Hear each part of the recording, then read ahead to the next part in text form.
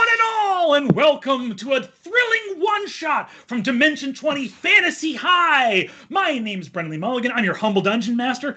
With me, as always, are some of our intrepid heroes. Say hi, intrepid heroes. Hi, intrepid heroes. With me today, we have Mr. Lou Wilson.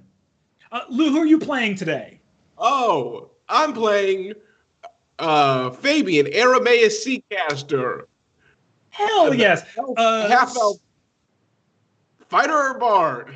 Half-elf fighter bard. Mr. Brian Murphy. I am Briz Gukgak, rogue inquisitor. Hell yes. And Mr. Zac Oyama. Hi, I am playing Gorgug Thistlespring. I'm a Path of the Berserker Barbarian, I think that's what it's called, and with a level of Artificer thrown in there. A nice little level Artificer. Gang, before we get started with our thrilling return to Elmville in this Fantasy High one-shot, shout out to Allie Beardsley, Emily Axford, and Siobhan Thompson, who couldn't be here. Like many boys' nights from my youth, at least, this boys' night is explained by the women and non-binary persons in my life having other stuff going on. So sending lots of love to our missing intrepid heroes. Can't wait for you to be back in the world of Elmville. However, without further ado, we now set the scene as we return into the world of Spire, zooming down through the clouds to see a beautiful fall day, morning rising. It is a Saturday morning, baby. It's late in the morning, like 11 a.m., in the sunny village of Elmville. For those of you tuning in for the first time, Elmville is in the nation of Solace in the world of Spire. Spire, a classic high fantasy world, with the nation of Solace being a lot like a sort of modern American anomaly within this fantastical world. Cars and diners and high schools and shopping malls and things of that nature. And Elmville is home to the illustrious Eggfort Adventuring Academy, the world's premier high school for heroes, where some of our wonderful PCs are still in Elmville and others are actually away at the moment. We move down over the streets of Elmville towards a twee little neighborhood in the southeast of town known as Ballister, over the Thistlespring Tree, a wonderful little gnomish settlement. And by the way, for anyone watching who maybe is tuning into this world in this setting for the first time, heavy spoilers for season 1 and season 2 and the previous one-shots set in the world of Fantasy High. Dimension 20 is an anthology show, so we have a lot of different settings. You can kind of jump around and not get spoiled.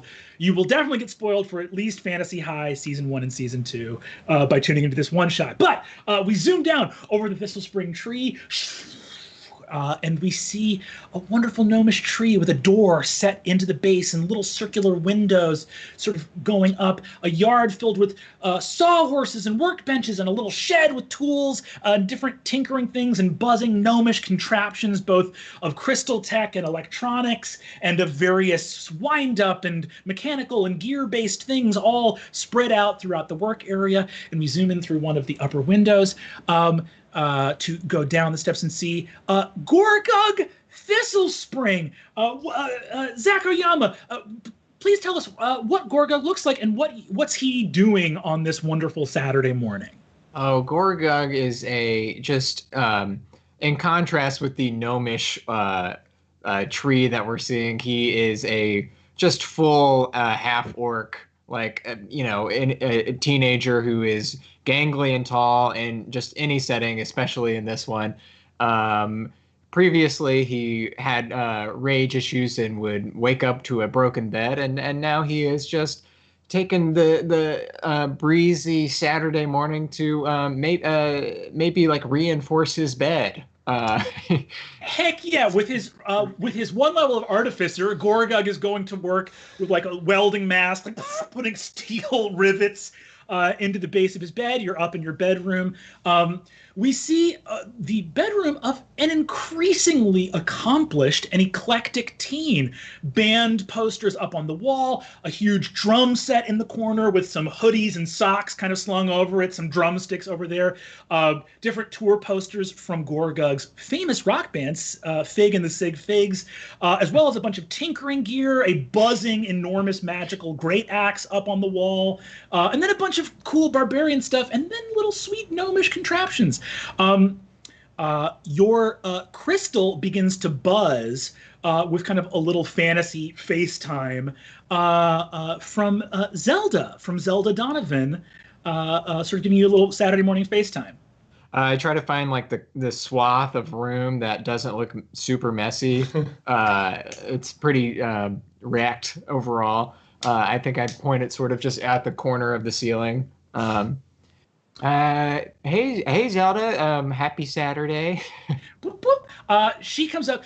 You see that she is on these sort of sandy ramparts overlooking an expanse of Badlands.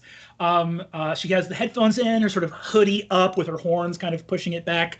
Zelda Donovan, your satyr girlfriend, waves you and says, "Hey Gorgug, it's super good to see you. I know it's like Saturday morning. I just wanted to call. I do have the battery pack on my crystal, so I will get service thanks to the satellite when we're up north, but we're just going to be probably heading out like in a couple minutes, so I just wanted to call because we're just going to be probably like traveling and busy, but I do have my phone on, so I'll keep it on. Okay. I hope you have a safe trip. You sure we can't come? Or, you know, she sort of laughs and says, you super can, but you hear off in the background the rest of her adventuring party, the Seven Maidens. And you know that somewhere off in the distance as well, Adine, Fig, Kristen, and Ida Eggfort are all with them as well. You see, she says, I mean, look, you would be awesome on this quest, but like everything we know about Hyperia, the Gorgon queen of Throshk, is that she just turns all men to stone in a 300-mile radius around kind of like wherever she is. Right. So like but like you would be like so helpful on the like trip to like up to like 301 miles away from her. Totally.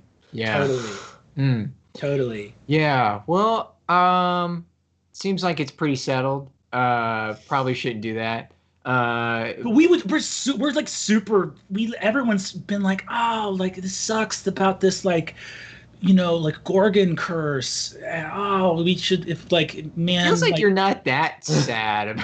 No, I am super sad. It's awkward. I don't know. It's like just you know, it's like you can enjoy just like having a girls' night. But honestly, like I'm jealous because like you guys are probably things are like popping off back in Elmville. When you say right? Popping off, do you mean anything in particular? Because it is about 11:30 and I haven't had breakfast yet, and that's pretty much been my day. Gotcha. I'm just trying to make you feel better about having to sit this one out. I love you so much. I just hope you're not super bored. But you know, we're going to be super safe, and obviously there's like a huge squad. There's going to be like 11 of us. Like her whole army is very powerful, and we're taking it super seriously. But we, you know, the plan is super in place, so we should probably get it done like by the end of the weekend. Totally. Well, love you too. Maybe, yeah, we're gonna have, we'll definitely have a boys' night. We'll just get a freaking boys' night going. Yeah, you guys should get a boys' night going. Yeah. So, yeah. You know, and they, you know, we're going to try to take care of this super fast. And then, you know, it sounds like there's a sort of system set up from the Council of Chosen, because there's going to be probably, it's not on us, but there's probably going to be weeks and weeks of like taking everyone who was turned to stone and turning them all back to the regulars. Regulars. Yeah. We'll have so much fun. Don't get into too much trouble. Totally. Boys' night. Yeah. Boys' night. All right. Love you, Gorgo. Talk to you soon. Love you. Bye. Okay. Okay. Phone goes off. Well, how's Gorgo feeling right now? Gorgo's about to like take out his crystal and Google fantasy Google boys' night.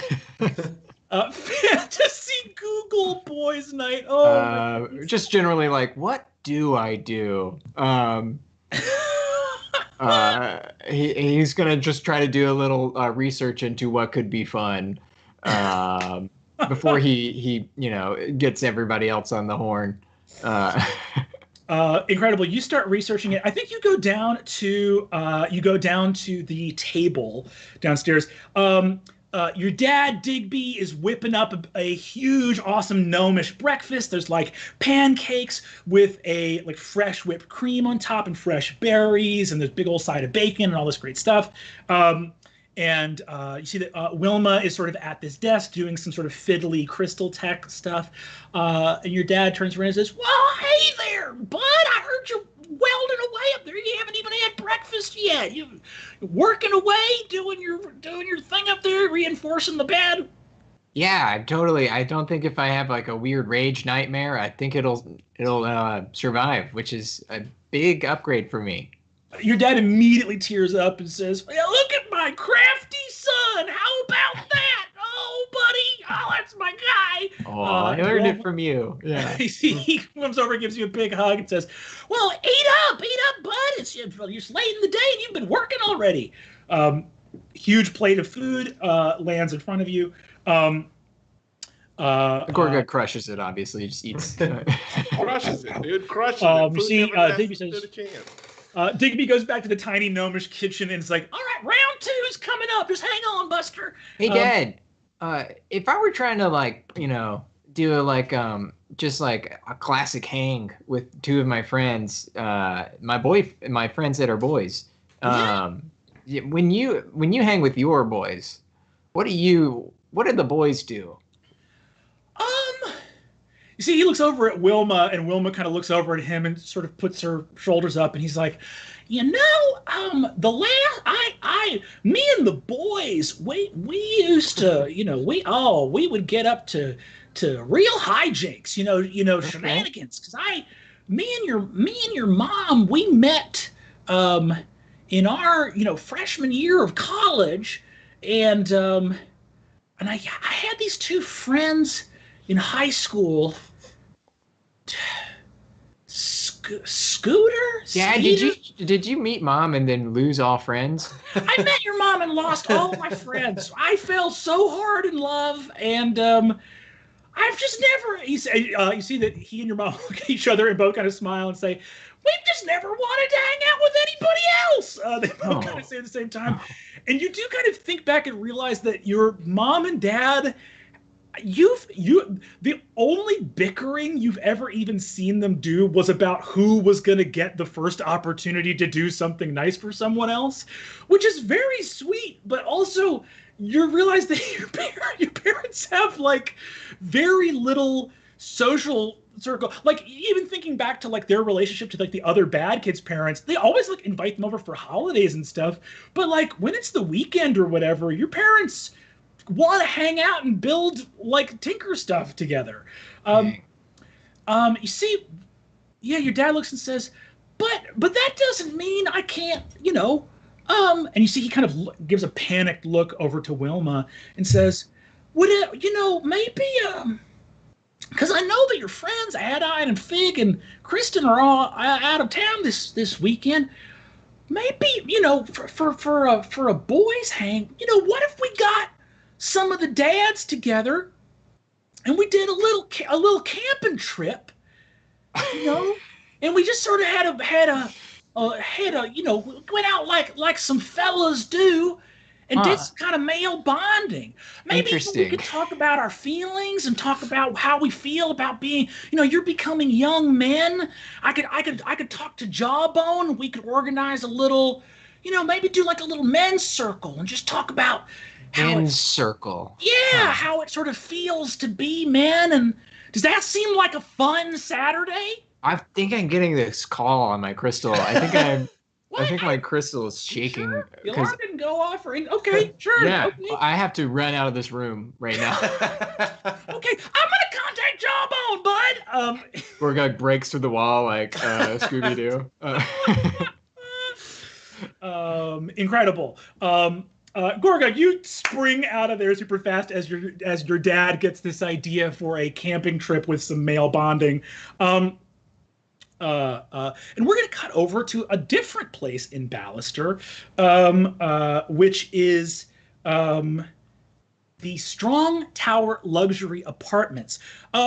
Riz, what are you getting up to, I think, as you awaken this fine Saturday morning? What is it? I think Riz sleeps super, super late. I think he stays up all night, hyped up on caffeine, and then crashes and wakes up insanely late. So I think I'm still probably sleeping while Gorgug is going through all of this. Incredible. Gorgug, are you like sending a message out on your crystal to Fabian and Riz, you think, or no? Yeah, I just like softly like broaching the issue, like, hey. I just sent hey to both of them. Started the first ever chain with just the three of us with hey. I just look at my crystal and see that the Gorgug just wrote A, and I just write, is something wrong? I don't know. Oh my god. Wait, is something wrong? Is something wrong? Is something wrong? Is something wrong? Is Fabian dead? I am not dead. Fabian responds back, I'm not dead. Are you hurt? I am not hurt. What's going on? Fabian's hurt. Wrong. I am not hurt. What is going on? I don't know. He just said hey out of nowhere. Hey! Oh, I just thought sorry, I just wanted to say hey. Huh? Gorgug, are you hurt? I'm not hurt. Okay. Well, then why did you say hey? Are you in danger? I'm not in danger. You wanted our attention. You have our attention now. Okay. ... What are you guys doing today? Want to hang? Is that crazy? Is that strange? That's cool. Yeah. Do you guys want to like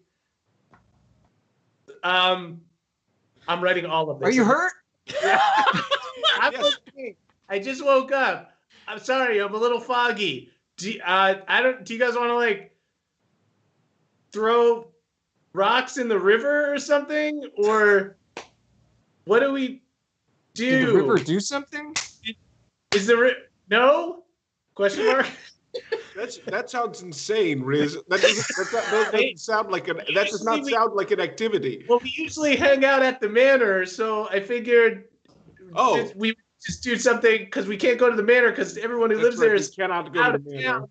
So, like a beam of glorious sunlight coming out of the clear blue sky, a new group thread starts up with the three of you from a number that has not texted you in many, many months. The first thing that arrives is a photograph of Rog and Lydia Barkrock in the front seats of a van, with Rog going like this and his mom going like this as well. And you see that Rog, underneath that texts, "What's up, dudes?" And then says, chaboy, and then just goes and then an emoji with a crab and an emoji with a little crown goes up for Crab King. It says, the Crab King is back in town. Heads up. What are you assholes doing tonight? Gonna beat Mordred in a hot sec. That text shows up. Before I answer it, I text both Fabian and Riz separately, like, wait, was Rog the Crab King? I know I was a little shrimp. You were the little shrimp. I mean, I think that the Crab King changed hands many times that night. Gotcha. So, but maybe it's something we discuss when we all hang out together. Totally. Yeah, I respond to Rog and I say, we're just thinking about throwing some rocks at the river, skipping some stones. Yeah, we're down to get up to some shrimp and crab activities. Question mark. Are you okay? He texts back. Is Rog okay? He texts back and is like, dude, honestly, I am super okay. You see, he says, just came back. My mom just picked me up from the Ashgrove Runeport. So I just wanted to come back because I hadn't been home for a couple months. And just wanted to see fam and see people. You guys remember that Rog has been adventuring with Tracker in Falinal. Yeah. Like specifically serving as her bodyguard. But he says, yeah, he's like, I'll be back in like an hour if you guys want to come by Mordred and say what's up. Whoa. Yeah. Sounds cool. Seafood, you there? Big old immediate like ha reaction to seafood, you there. Incredible. So as you guys are getting up about your day, cutting back over to Strong Tower, Riz, as you like get up out of bed and get ready, you come out into the living room and see your mom, Sklanda Gutgak, who is, you realize immediately, bags under her eyes, looking kind of manic, has been up all night with a tremendous amount of textbooks and legal books and documents and stuff over like that. Your mom quit the Elmville PD and is studying for the bar right now. You see your mom's, and it looks like you see there's a huge whiteboard with a bunch of stuff. She takes a cup of coffee that is ice cold and takes a sip. She goes, "Oh, Riz! Oh my God, you're up. What time is it?" It's like noon. Did you not sleep, Mom? You know, I think I maybe missed the boat. Ooh, okay. Okay. Well, yeah. All right. If you're gonna just go in for another full day, why don't we get you some actual hot coffee? And so I go and I make my mom some more coffee because she does that for me. She says, "Oh, sweetheart, thank you so much. I've just been doing a deep dive in here. You know, it's very interesting. The whole structure of all this is." It's just very interesting to tackle the law from this angle. And there's a tremendous amount. I mean, here's the funny thing is, as I'm diving into this, the contradictions and all these other things, I mean, it's just a honeycomb, right? Because so much of this is based on common law and established precedent. And of course, precedent is based on the jurisdiction or the judicial sort of realm that you know, it's just a mess. And it's a mess in a way that is deeply troubling, but also, you know, you're solving a puzzle. There's kind of a mystery element to it. So are you, do I need to take you to school today? What day is it? Oh, today, I think I was up all night last night too, Saturday, but then I slept for like a few hours. Yeah, it's Saturday, so we're good. No, I'm just going to the manor, hanging out. I think we're doing kind of a boys thing. We think we're talking. A lot of people are talking about like skipping rocks at the river, or is that something you would have? Is that something I would do? Is that something you would do? Is that something that you would? We're struggling. It's usually like we have this whole kind of group dynamic where all of us come together and we solve these problems together. And when I don't have a problem to solve, I don't know what to do with myself. And so I think, what does like a cartoon character do on a lazy day? They like sit, maybe I put some like wheat in my mouth or something and sit under like the shade of a tree. And then I would like skip a rock. It's not something I would do or enjoy, but I'm struggling, Mom. Go ahead and give me an insight check. That is, oh, baby, 18. You watch your mom's crestfallen expression as you just honestly divulge, like, I have a hard time connecting to my dearest friends whose lives I've saved many times unless there's a problem, unless I can feel useful. And you just watch her go like, oh no, Sklanda, you like another swing and a miss from Sklanda Gutgak about her poor boy. And she goes, okay. She looks at some missed text on her phone, looks up and goes, oh, well, you know, sweetie, I just got a text from Digby Thistlespring talking about, you know, maybe a little camping trip to kind of getting maybe like sleeping outside. Well, maybe just like making a fire and I'm very proud of I'm very proud of being your mom, and I think I've done a good job. But sometimes it's nice to have older male role models to kind of look up to, and Right. and maybe I'm getting a text right now. I think Gorgug is hurt. Gorgug's hurt? Yeah, he's been texting him. I have to go. I think I have to go to the manor, Mom.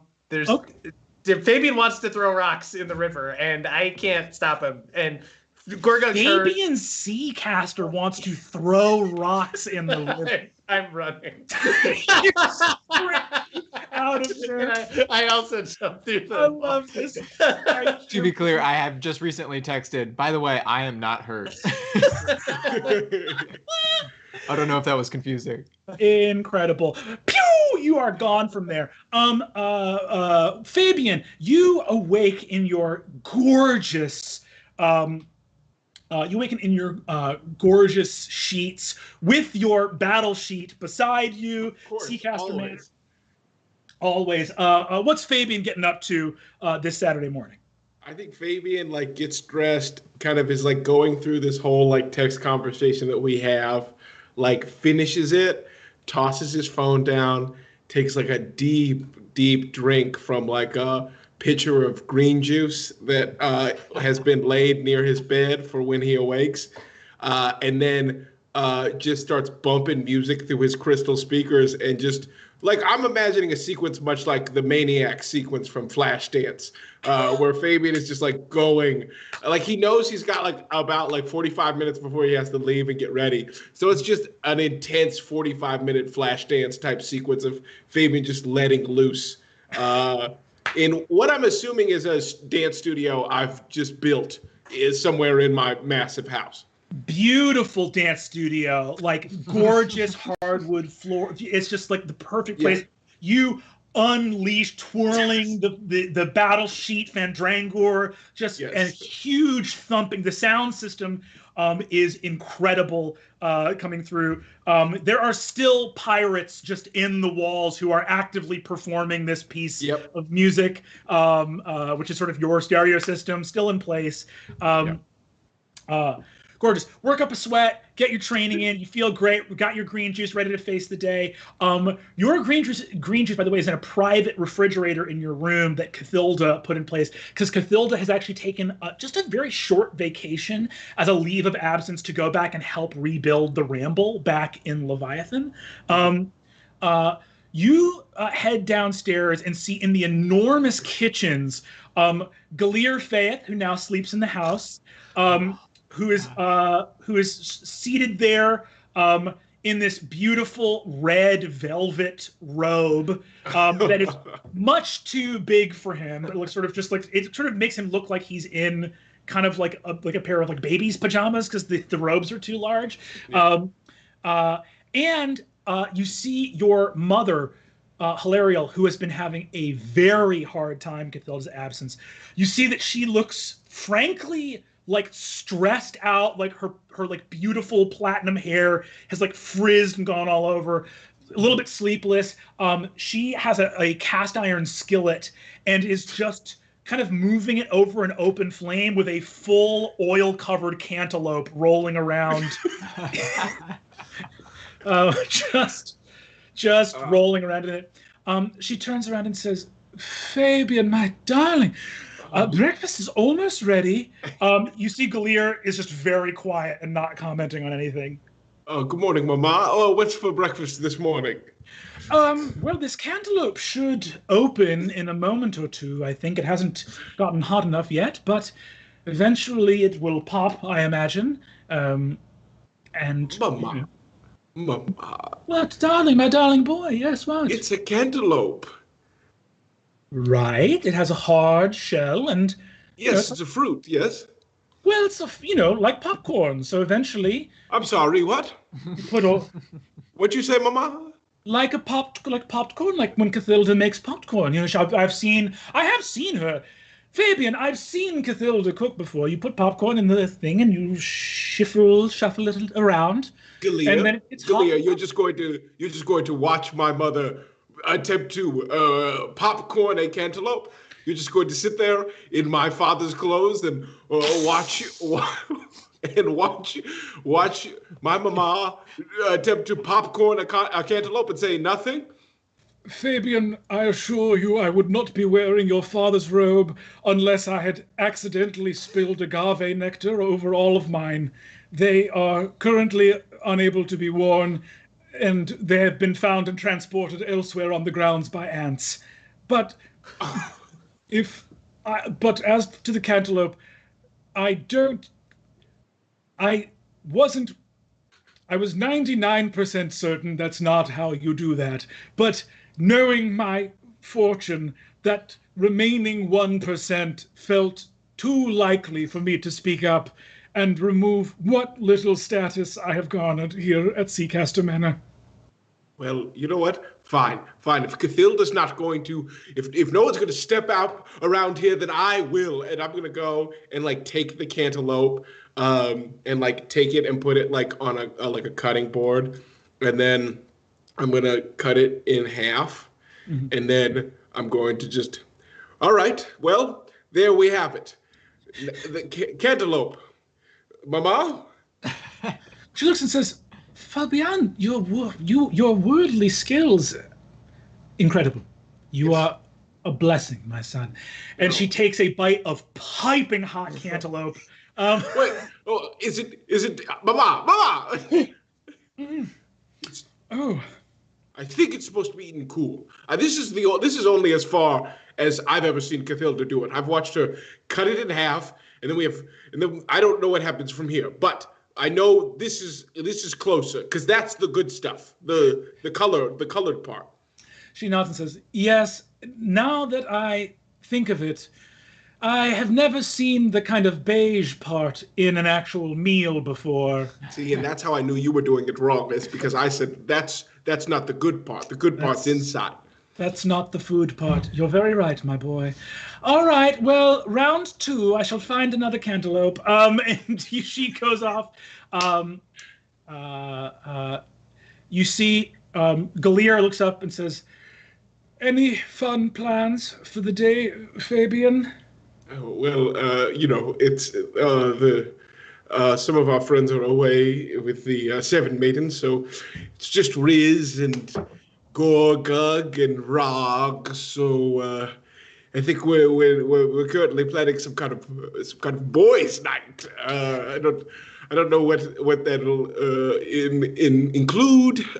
Riz wants to throw rocks by the river, which I think is insane. I don't know, but it's not like I have a better idea. But yeah, we're headed to Mordred to figure something out. You see Galir checks his crystal, like, boop, looks at it and goes, oh God, oh dear. Well, Digby Thistlespring, you know what? It doesn't matter. It's not important. I don't feel... No, what is it, Galir?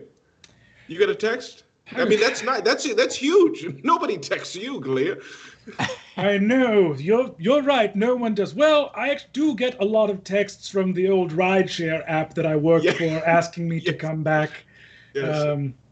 But they honestly have too many curse words in them, so I don't normally respond. Yeah. Digby and Jawbone, it looks like, are potentially planning a sort of little wood fire sort of hang sesh, if you want to.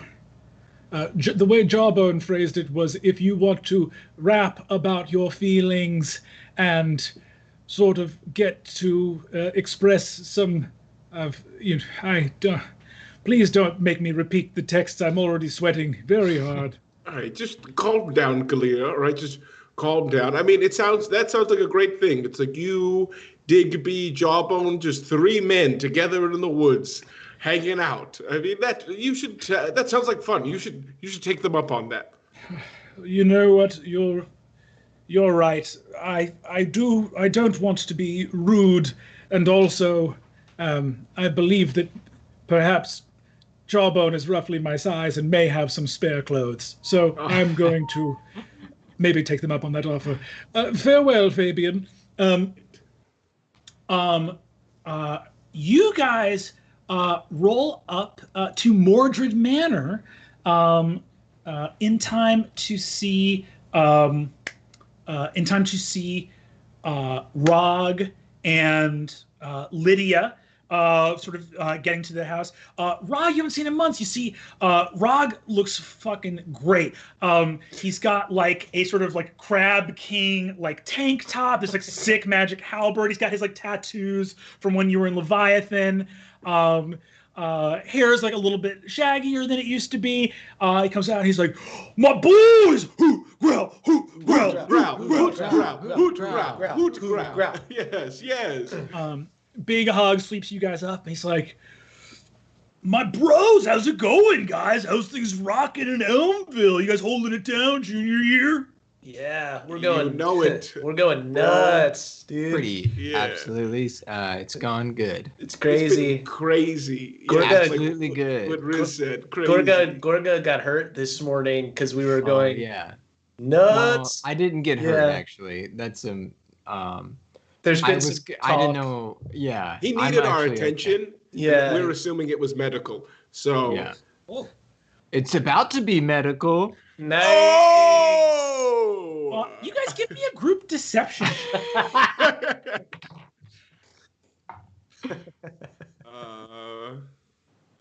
got 14. 12. I got a 16.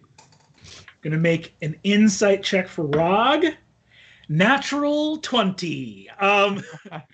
Well, incredible. Rog looks at you three guys and is like, "Yo, bros, what's going on, man? You guys seem like super like uptight. Are you guys like, if you guys want, are you guys looking for like something to do tonight?" Yes. Yeah. Do you have something? Yeah. Do you have something? Do you have anything? Do you have anything to do? Yeah. Truly anything. We're not throwing rocks. Yeah. Rog, talk, Rog. Talk, Rog. Good. He goes, "Yeah." He's like, "Well, I hit people up because like I was gonna be back in town for like I'm basically just back in town for like a week, maybe like a little bit more. Everyone here make an insight check for me if you would be so kind." 19. 19 as well. I had an 18. Insight twins. Yo, inside triplets, yo.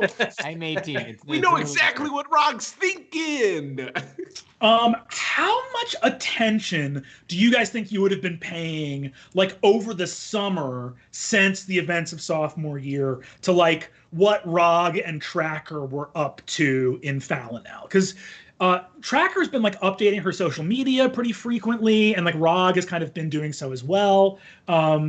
And again, like both of them kind of, because of how viral the events of sophomore year went, kind of do have a lot of like followers now and stuff like that.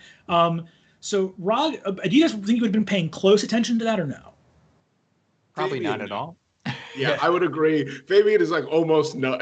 I would say some attention probably. I think Riz has a pretty good attention to detail. Cool. So on those 2 19s, I think Fabian, you sense a little weirdness around Rog not exactly knowing when he's going back, right? Yeah. And Riz, I think you would maybe read something into Rog's statement as well. I don't think you would read any kind of rift between like him and Tracker. But one of the things I think you would know if you've been following social media is that Tracker's movement within Falinal, which has been kind of like a new sect of the worship of Galatea, the moon goddess, to kind of fight against the high elven interpretation of her, has been really, really successful. Tracker has tons of followers, has been getting like a bunch of other champions of this kind of more ancient wolf-centric primal version of Galatea, of kind of like the moon wolf like dichotomy. I think no one really cleared a 20 there, but I think you would see like, oh, like Rog went there to kind of like be Tracker's bodyguard, and Tracker is like has like probably, you guys wouldn't know it in Game Troops, but it's probably like leveled up a couple times and has a lot of followers and it's like doing very well there. Got it. Okay. Cool. Well, it sounds like everything's going really well. Rog, did you have anything that you particularly wanted to do tonight? Because we've had some things floating, but not floating. There's been a couple of things floating around here. But, he's like, well, let's go into the manor and like, I want to say hi to everybody else. Let's head into the manor and let's just do like a little sweep. I just got back and some people have already hit me up, but dude, we can definitely hunt something down tonight. It's like, it's fall. It's like, there's not like big tests coming up. This is like ideal party weekend. Let's fucking do it. This is ideal party weekend. Yeah. Do you understand that? We were just talking. Did you guys think? Yeah, we could like, feel. It was in the air. I think it was crazy because I I woke up this morning and I was like, is this a party weekend? And then it is. Same. So it's nuts. Yeah. Rog looks at you, Riz, and is like, you know what, man? I'm going to give this one to you. And it's not just because I have residual guilt over dunking you in a trash can in your freshman year and giving you a nickname that kind of stuck forever. Got it, man. You got it. Yeah, I'm the ball.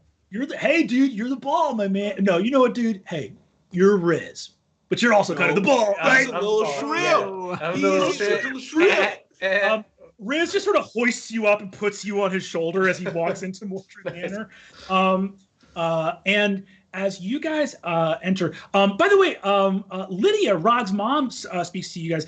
You see that she still she's like this middle-aged, very beautiful half-orc woman. She's a wheelchair user. She has that glowing crystal shard that she's like wearing a little sort of like beige sweater, but you can kind of see the glow of the crystal coming in through this kind of like loose knit sweater. And she's like, hey, look, it's the boys. All right, awesome. I'm excited for a boys' night. Are you guys hungry? I know it's getting close to lunchtime. Want me to whip up some of Lydia's specialty chili? Sure. Yeah. Classic boys afternoon. Or something. Yeah. Hell yeah. She's like, all right, let's do that. I wanted to make sure you guys are fed.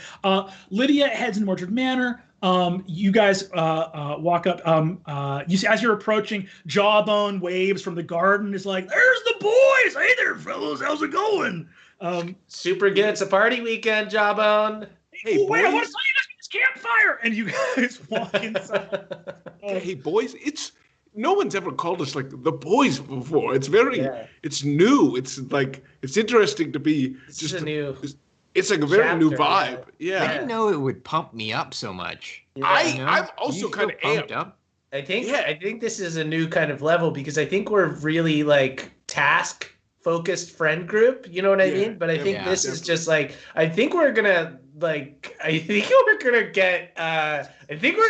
down our Riz, are you okay? Are you okay? I think I'm gonna relax. If that makes sense. Is that okay? You're gripping that chair so tightly. Is that okay? Breathe, the ball, breathe. Okay.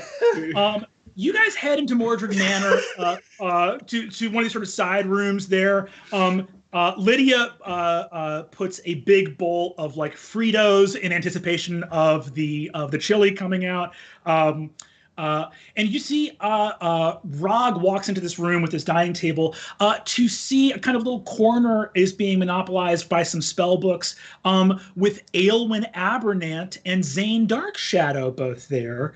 You see Rog walks up and he's like, what up, what up, what up? The two of them, Aylwin goes like, oh, Rog, darling, it's so lovely to see.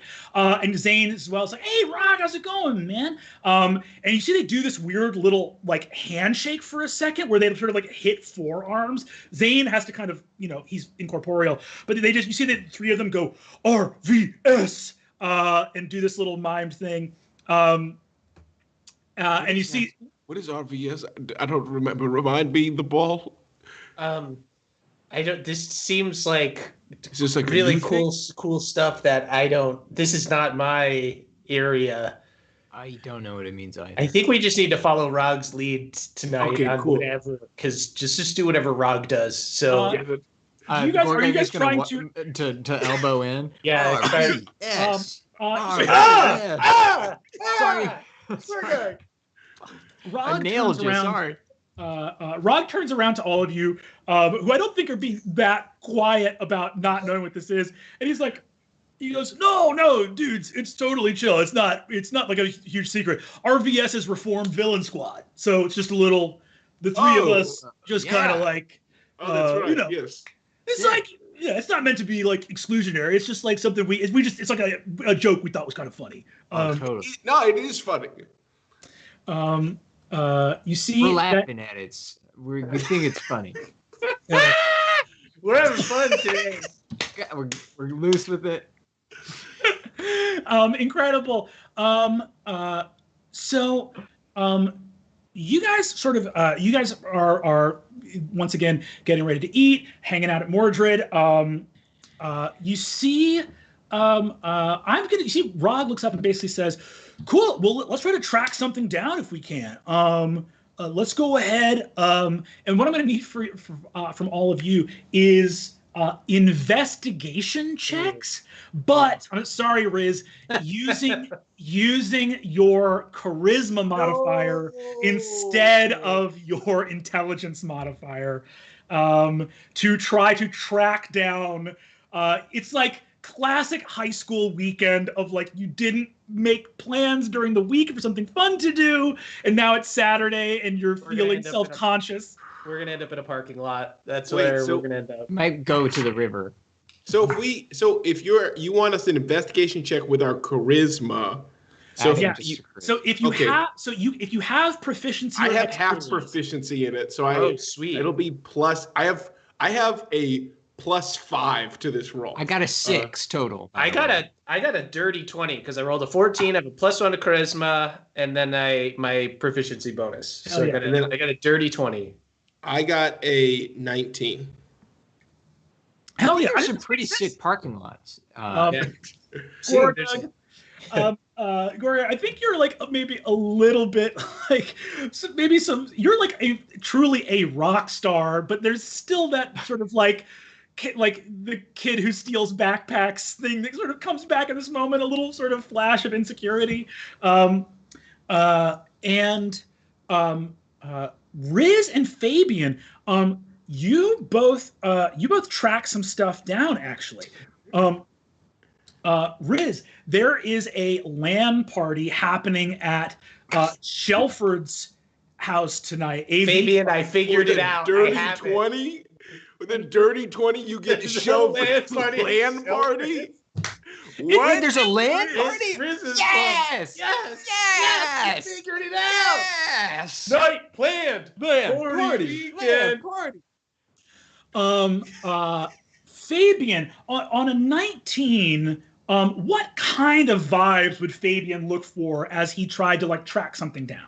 I mean, I think that quietly in Fabian's head, he's like, LAN party sounds pretty cool. But I think I'm looking for something more akin to a rager or at least what are the cool kids doing tonight? Hell yeah. Rad. Okay, I'm gonna make a roll for the other folks that are here. Those are not great rolls for Zane or Aelwyn, but Rog actually rolls pretty okay. Rog looks up from his crystal and is like, hell yeah. Actually, I don't know if you guys are in the mood for something like this. You guys remember Jem Peppercorn? Oh, totally. Jem Peppercorn was the kid who kept eating food when we were all fighting Calvaxis. Do you remember that kid from the? Oh yeah. Jem Peppercorn's got like apparently he and his friends do like a big game of Manhunt up by the Duranson Mithril factory, which is be so good at that. It's just like a once a month thing that he and some of his pals do. Fabian, you get a text back on your crystal from Max Durden. Max is a kid in your year who is you remember him as the drow kid who yelled police state back in freshman year. Hey, do you guys remember Max, the guy who screamed course, police yes. state? Yeah, probably. I mean, I think it was in the very in orientation, maybe. I don't know when did it happen. That happened like 2 years ago. That was like freshman year when Biz Glitterdew was putting the crystal kind of like he called it a panopticon, and he said like police state when he was talking about Max. I think Fabian, you would know that Max he's definitely, especially now going into junior year, he is a cool kid, but he's cool in a very different way. I'm going to try to hit this like high school vibe here. He is not prep cool. He is not like my parents, we have a ton of like, you know, like we have like a pool and we live in like a fancy neighborhood. He's the kid who's like, oh, like my older brother has a pair of bolt cutters and can get us into like the old factory. I have my own car that's like an old beat up whatever, and I have a bunch of like stolen espresso shots from the gas station, and the kind of cool where you're like dangerous. Like this is a dangerous kid who's but Max hits you up and is like he's like, yeah, dude, what's up? Like my older brother Corey is having a party across at our house. Parents are out of town. Should be a rager. Hey, you guys know Bolt Cutter Max? Well, his brother his friend Corey's hosting a party. If you guys wanted to get like, I feel like that would get pretty like wild. Wild Saturday is exactly. What we're calling. Classic party stuff, if that's the vibe. I'm just like nodding but also shaking my head, just like hitting a diagonal angle so you can't tell if I'm nodding or shaking my head, while looking to Rog to see if he thinks it's cool. Rog looks up at you, who remember is like 2 years above you, and he goes like, oh shit, Max's older brother Corey's having a party. He's like,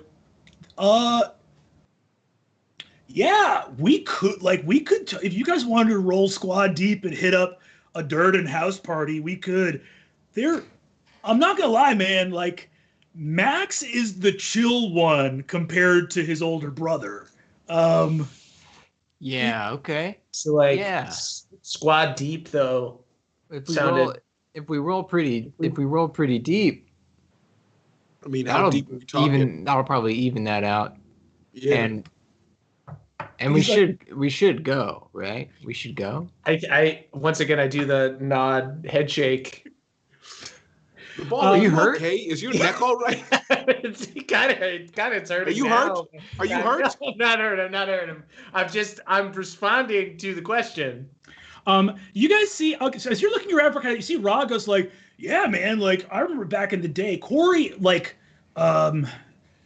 intense. Corey was 1 year above me. But he's an intense dude. But I mean, the party's sick as hell, off the chain, man. And then he goes like, I think he's in college now. So, but it's like, it could like the parties are off the chain, man. It'd be a wild time. We'd have a good time for sure. You see, Aylwin looks up and sort of arches an eyebrow and goes, Corey Durden, Have any of the three of you ever been to one of Corey's parties before? Not recently. I not do my super weird recently. head shake. Yeah. Not recently, but as far as overall, not at all, I guess. You see that she just sort of smiles and cocks her head to the side and says, you will, in all likelihood, be asked to prove yourself. The first time I went to one of Corey's parties, that I believe that I ended the night sometime around dawn, engaged in ritual combat. So just something to be aware of. And Ra goes, hell yeah, dude, Corey's parties were legendary. And you, you guys sort of look around, and Jawbone walks in at that point and goes, hey there, fellas. See, we're getting ready for some chili. Hell yeah.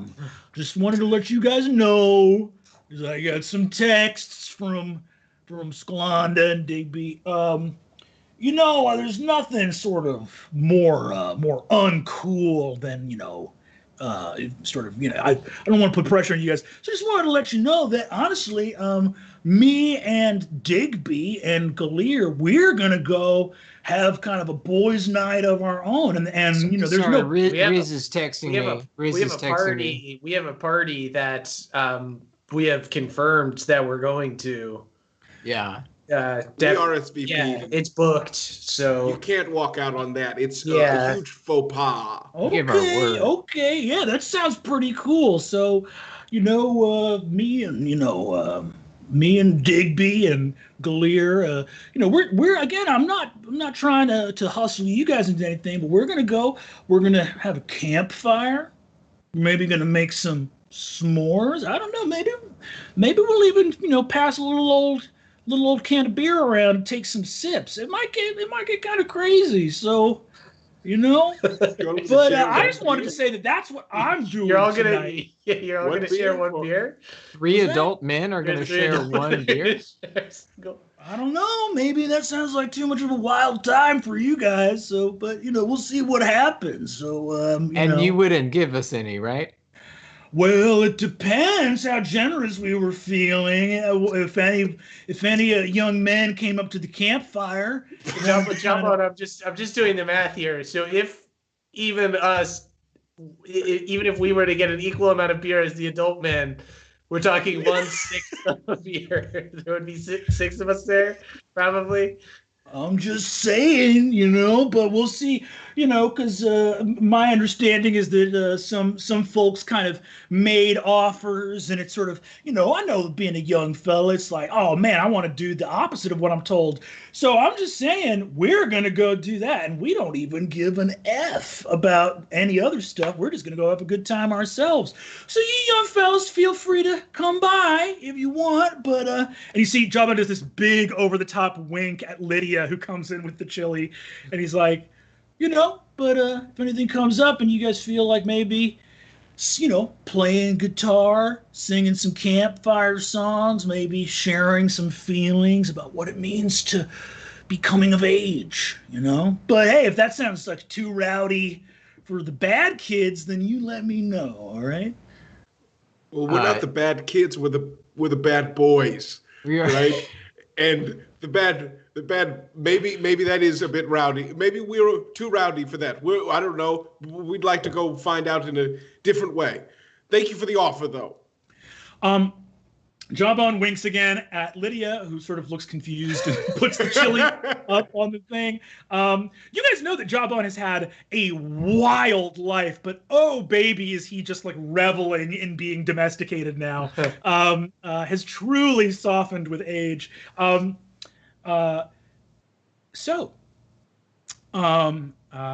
You see that Rog looks at his crystal. You guys, Fabian, you end up getting a text from Max pretty quickly, and basically Max says like, hell yeah, dude, like not an RSVP situation. It's like anyone can come.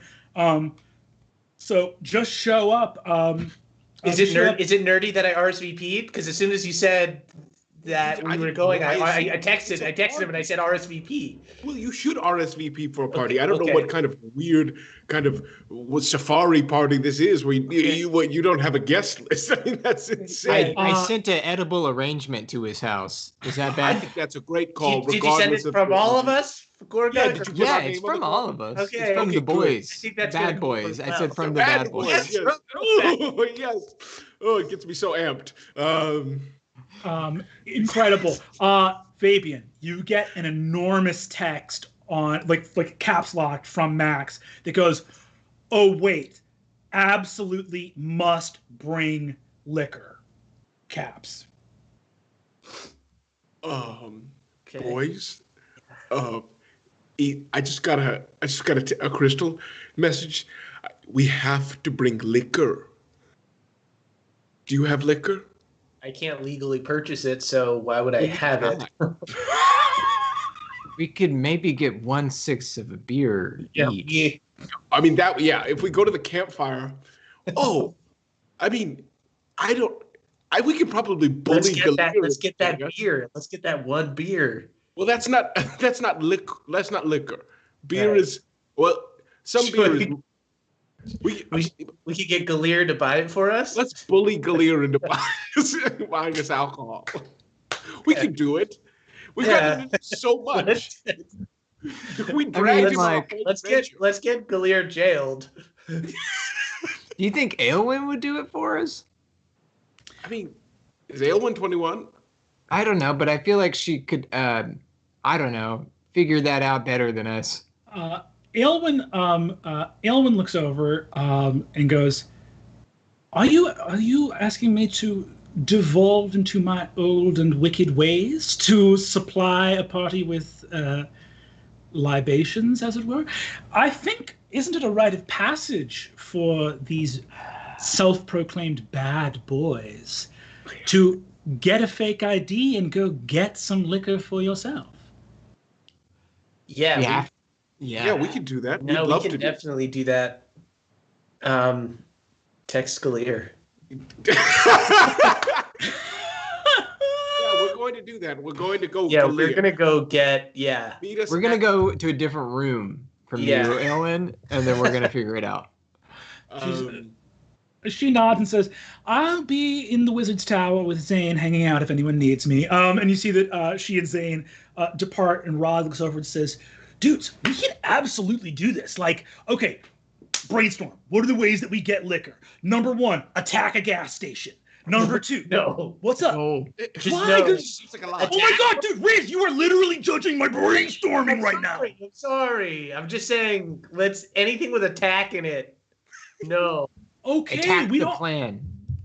We don't have to. I'm not saying you attack the gas station attendant. You just attack the gas station, dude. Okay, that's an idea. Okay. That's That's one. 2, we could what if we I'm bad at this. I'm also in on attacking a gas station. That sounds great. I don't want to attack a gas station. Why don't we? Don't attack my brainstorm. I got an idea. Okay. I got an idea. I could text my dad to see if, for any reason, if we could drink any of the fuel we have. That if let's attack the gas station. Should we attack the gas station? Yeah, maybe. Do we? None of us are magical, so we can't. Is there any? Oh, sorry. None of us are magical. Fabian is a little magical. And so is my man, my auto. I mean, you could make us something. Make us a distillery. Gorga makes us a distillery. We can make our own booze. Yes. We could probably do that in 2-3 hours? I could give it a shot. I don't know that I can make an entire distillery right now. I made that cell phone tower pretty fast, but yeah, exactly. Let's make some bathtub whatever. Okay. Would we know how long it takes to make booze? You see, Rog, I'm gonna make a check for Rog. That is a natural 1. Rog is like, this is the perfect idea. Yeah. Dude, let's go to the bathtub right now. What do you need to make booze? You need gasoline, nails, rust. You need dirt. You need fucking what? Glass. We need rust. We need so much rust. I feel like there's maybe like water and ethanol. No, dude, think about it. Water is what sobers you up. So you wouldn't be able to put water in alcohol. So what's the opposite of coffee? Maybe we just text Galir, right? Maybe we just text Galir. Just text Galir. Cool. You see, Rod goes like, dudes, why not both, baby? We got a couple hours. Let's head to Seacaster Manor, and then then we can start. If Galir doesn't pan out, we'll make some hooch. That's great. I think. Okay, what about this for Galir? Why don't I snatch Jawbone's phone, and I will text Galir saying, "Hey, pick up some alcohol." Yes. For the camping trip, yes. And then as he's coming, liquor for the trip, and then we'll jump him on the way. Hell, That's a Bad Boys. This is a Bad Boys adventure. Classic Bad Boys. Several Bad Boy moves in there. Yes. Hell yeah. We should have done this way sooner. I'm just gonna say that. I mean, I love the Bad Kids, but I think the Bad Boys are gonna do good work. I got a good feeling. I think this is gonna go well. Yes. Incredible. Riz, go ahead and give me a stealth check, and then give me a sleight of hand check. This is a lot of rolls. Gorgug make a distraction to give him advantage. Gorgug, Gorgug can give the help action here. Great. Okay. So first doing the stealth with advantage. Oh, baby. Right off the bat, that's a nat 19, which is a 32. And a nat 20. And a nat 20. Oh, my God. But that's just with advantage, so my sleight of hand could still be bad. Do I get advantage? I probably don't get advantage on the sleight of hand. No, this is a flat one. Come on. But I got a nat 20 on the stealth. Oh, my God. Another 19. Sleight of hand is just a 24, though. Only a 24. Only a 24. Only 24. Yoink! You got Jawbone's phone, no problem. What do you do as you take Jawbone's phone? I text Galir. Mm-hmm. And I guess I'll look and see how like familiar are Jawbone and Galir with each other. I want to make sure I'm not totally speaking wrong when I speak to Galir. Go ahead and give me an investigation check. Natural one. You scroll up to see huge text blocks from Jawbone talking about planning a hang sesh to talk about their feelings, specifically because Jawbone is living at Mordred Manor with Sandra Lynn and talking about how much he loves Galir and how much he loves Sandra Lynn and how much he loves Fig and how he wants to make sure that he's always providing opportunities for Galir to be more in Fig's life. Just these huge divulgences of like affection and reaching out and trying to involve that are just big, long walls of text with very few responses from Galir that normally are like, you see one that ends with like, my man, I think of you like a brother. You're one of my best friends, and I respect you so much. And the response from Galir is, I am currently trapped in a storm drain. The bottom half of me is above ground, and the upper half below. Things like that. So you find some personal stuff here. I feel awful. I text Galir a wall of text. I say, "Hey Galir, love you." In the interest, things are probably gonna get a little wild emotionally, but also alcohol-wise. Could you pick up some liquor? Hard liquor. Hard liquor. Hard liquor. Really hard. That nasty stuff. Love you. You're my best friend. Dash Jawbone. I send. Go ahead and give me a deception roll. Okay. I only have a +1. Please. That is a 3. Oh no! You give it away. The response you get back immediately is from Galir is, of course, I will make sure to do this as soon as possible. We did it, gang. Booze is on the way. Nice. I slipped the phone. I guess I delete the texts. And I feel this is a huge invasion of privacy. I'm sorry, Jawbone. I pass it back in. I'm sweating. Yoink! Yeah, you slide the phone back in. Incredible. You have a feeling like you've done the right thing here, and in terms of like conning this up, but you're not sure what, like, having sent that text, you're not sure like how Galir's going to necessarily interpret that, because you have capitalized that hard liquor. Cool. So Ra goes, awesome. So what's the plan? How do we get this from Galir? Are we gonna like swing by Seacaster, or are we gonna wait for these dudes to like what's the idea here? I think he said he was going to do it as soon as possible, and he's Galia. So what? He's gonna lie? So I think we like head down, like try and get a beat on Galia, and then as soon as he has the good stuff, we tag him and bag him. Great. We're gonna kill Galir? No, that's just bad boy talk for get what we want. Okay. I can get behind that. Yeah, that's. I feel like I'm trying to use bad boy lingo, so that we, this is like bad. We tag and bag over here. When you're with the bad boys, we're tagging and bagging. Tagging and bagging. When you're ready, I made chili bowls for everybody. Incredible. So, how are you guys going to go about getting this tagging and bagging Galir here? Should we drive to Seacaster and then tail his car?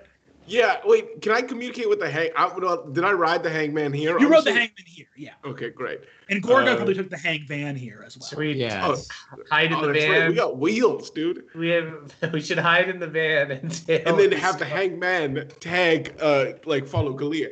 Yeah, I communicate to the hangman. Hangman, quickly, can you head back to Seacaster Manor and follow Galia, but be stealthy about it.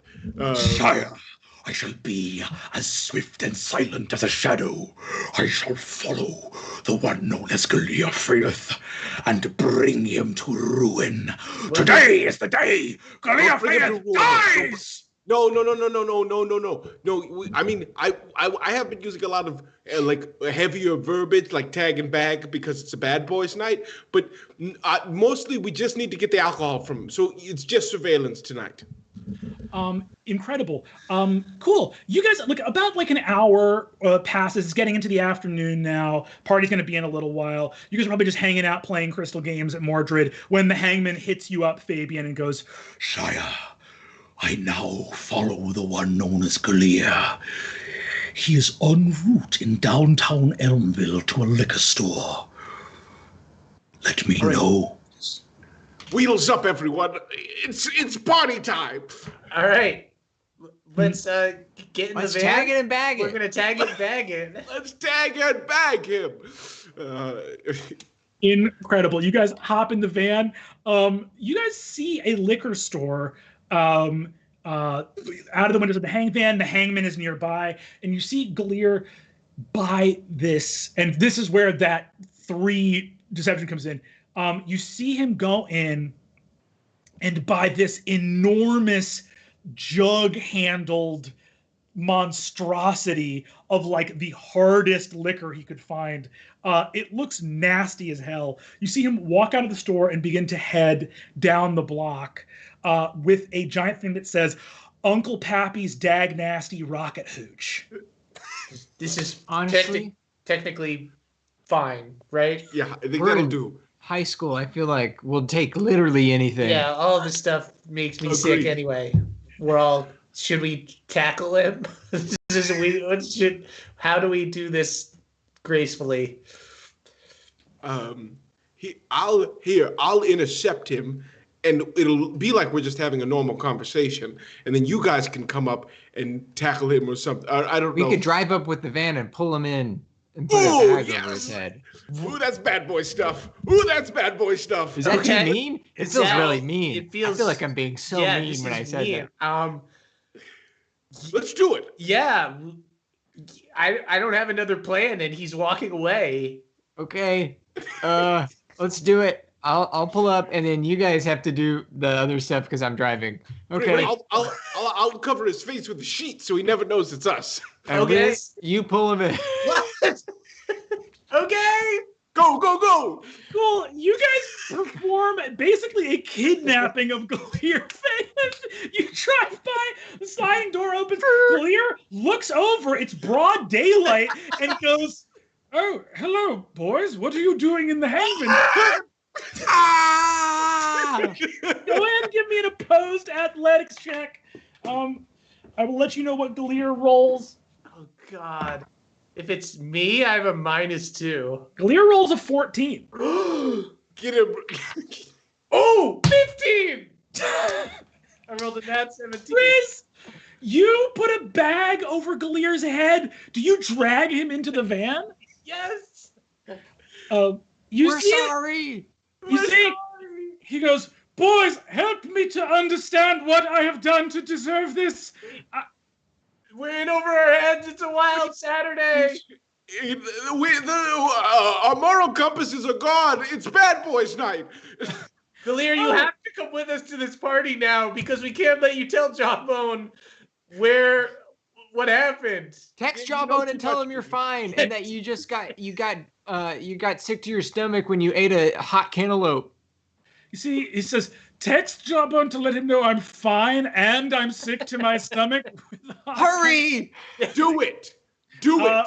Go ahead and give me an intimidate check, Fabian. I have advantage on those.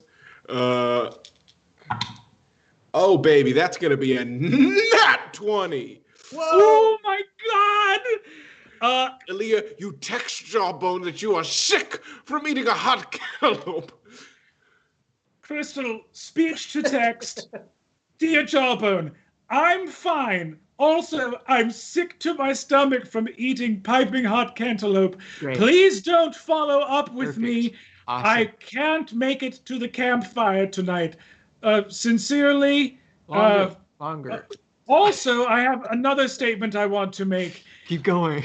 Okay. I shouldn't Something say that, else. sorry. I want to say this is that good- when you good reach book. out to me, it always makes me feel good about myself. Please keep doing it. Also, I won't be able to bring the liquor you asked for. No, delete that part. Delete that part. No, No. delete that part. No, don't type what I'm saying. Delete the last part. The speech to text keeps, boys, the speech to text keeps going and it keeps saying what I'm saying and not following the Don't commands. say of the- boys. Boys, don't say boys. I already said boys, and we're back to square one with the problem of the speech to text. I'm worried that if I say send, it will. Oh, it just sent. I'm sorry. It sent when I said send. Speech to text. Stop! Jawbone. Clear! No, going no on? more, Galia. You're Stop. done. You're done. I'm done. Okay. Do I still have to go with you to this other thing, or can you just kick me out of the moving van? We can park it. Yeah, we can park it, Galir. Yeah. Oh my God! Thank you. That's very kind. I mean, we're pretty far from your car, so we're sorry. But if we turn around, we might get caught by Jawbone or something. Looks like it's about a 17-minute walk back to your car. That's all right. It will give me a chance to try and figure out, I guess, my bearings. I don't know. You see that he looks out and says, well, I understand that, there are some shenanigans afoot. I have made you all, and I don't, I've spotted you. And if anyone tries to get the truth out of me, I don't know how long I'll be able to cover for you without being equally terrified as I am now. Honestly, it's probably better for all of us if you drive me further and drop me off farther away so it takes everyone else longer to find me. Hey, you got it, dude. Yes. That's super solid, Galir. We'll do that. Very well. You drop Galir off. We blindfold Galir so he doesn't know where he is. You drop him off and says, and of course, let me just say that there are no hard feelings either as the partner of your mother, Fabian, nor indeed as your current and acting vice principal. There will be no comeuppance or any consequences of any kind, I can assure you. Very well. Enjoy your evening, boys. If anything, I have to say, this is actually kind of looking up for Galir. Finding my car is actually probably on the top of my list of the things that were going to happen to me tonight. So I do appreciate it. Farewell, boys. Thank you, Galia. Thanks, Bye, Galir. Claire. Goodbye. You guys take off.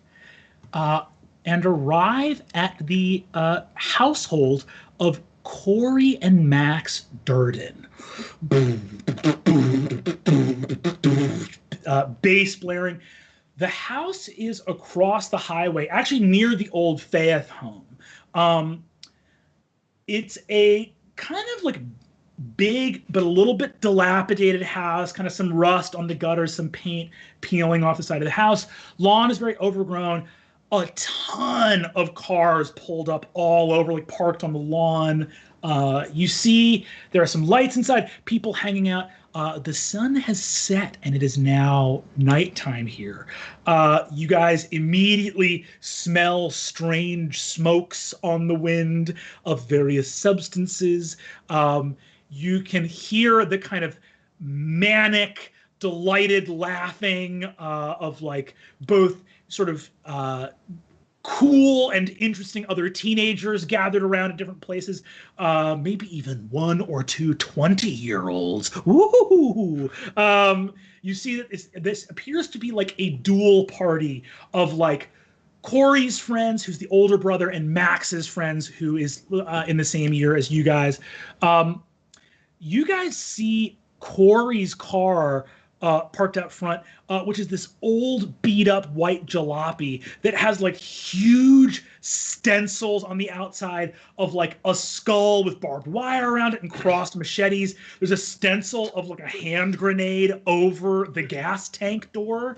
It just is like Corey has to get pulled over all the time in this fucking thing.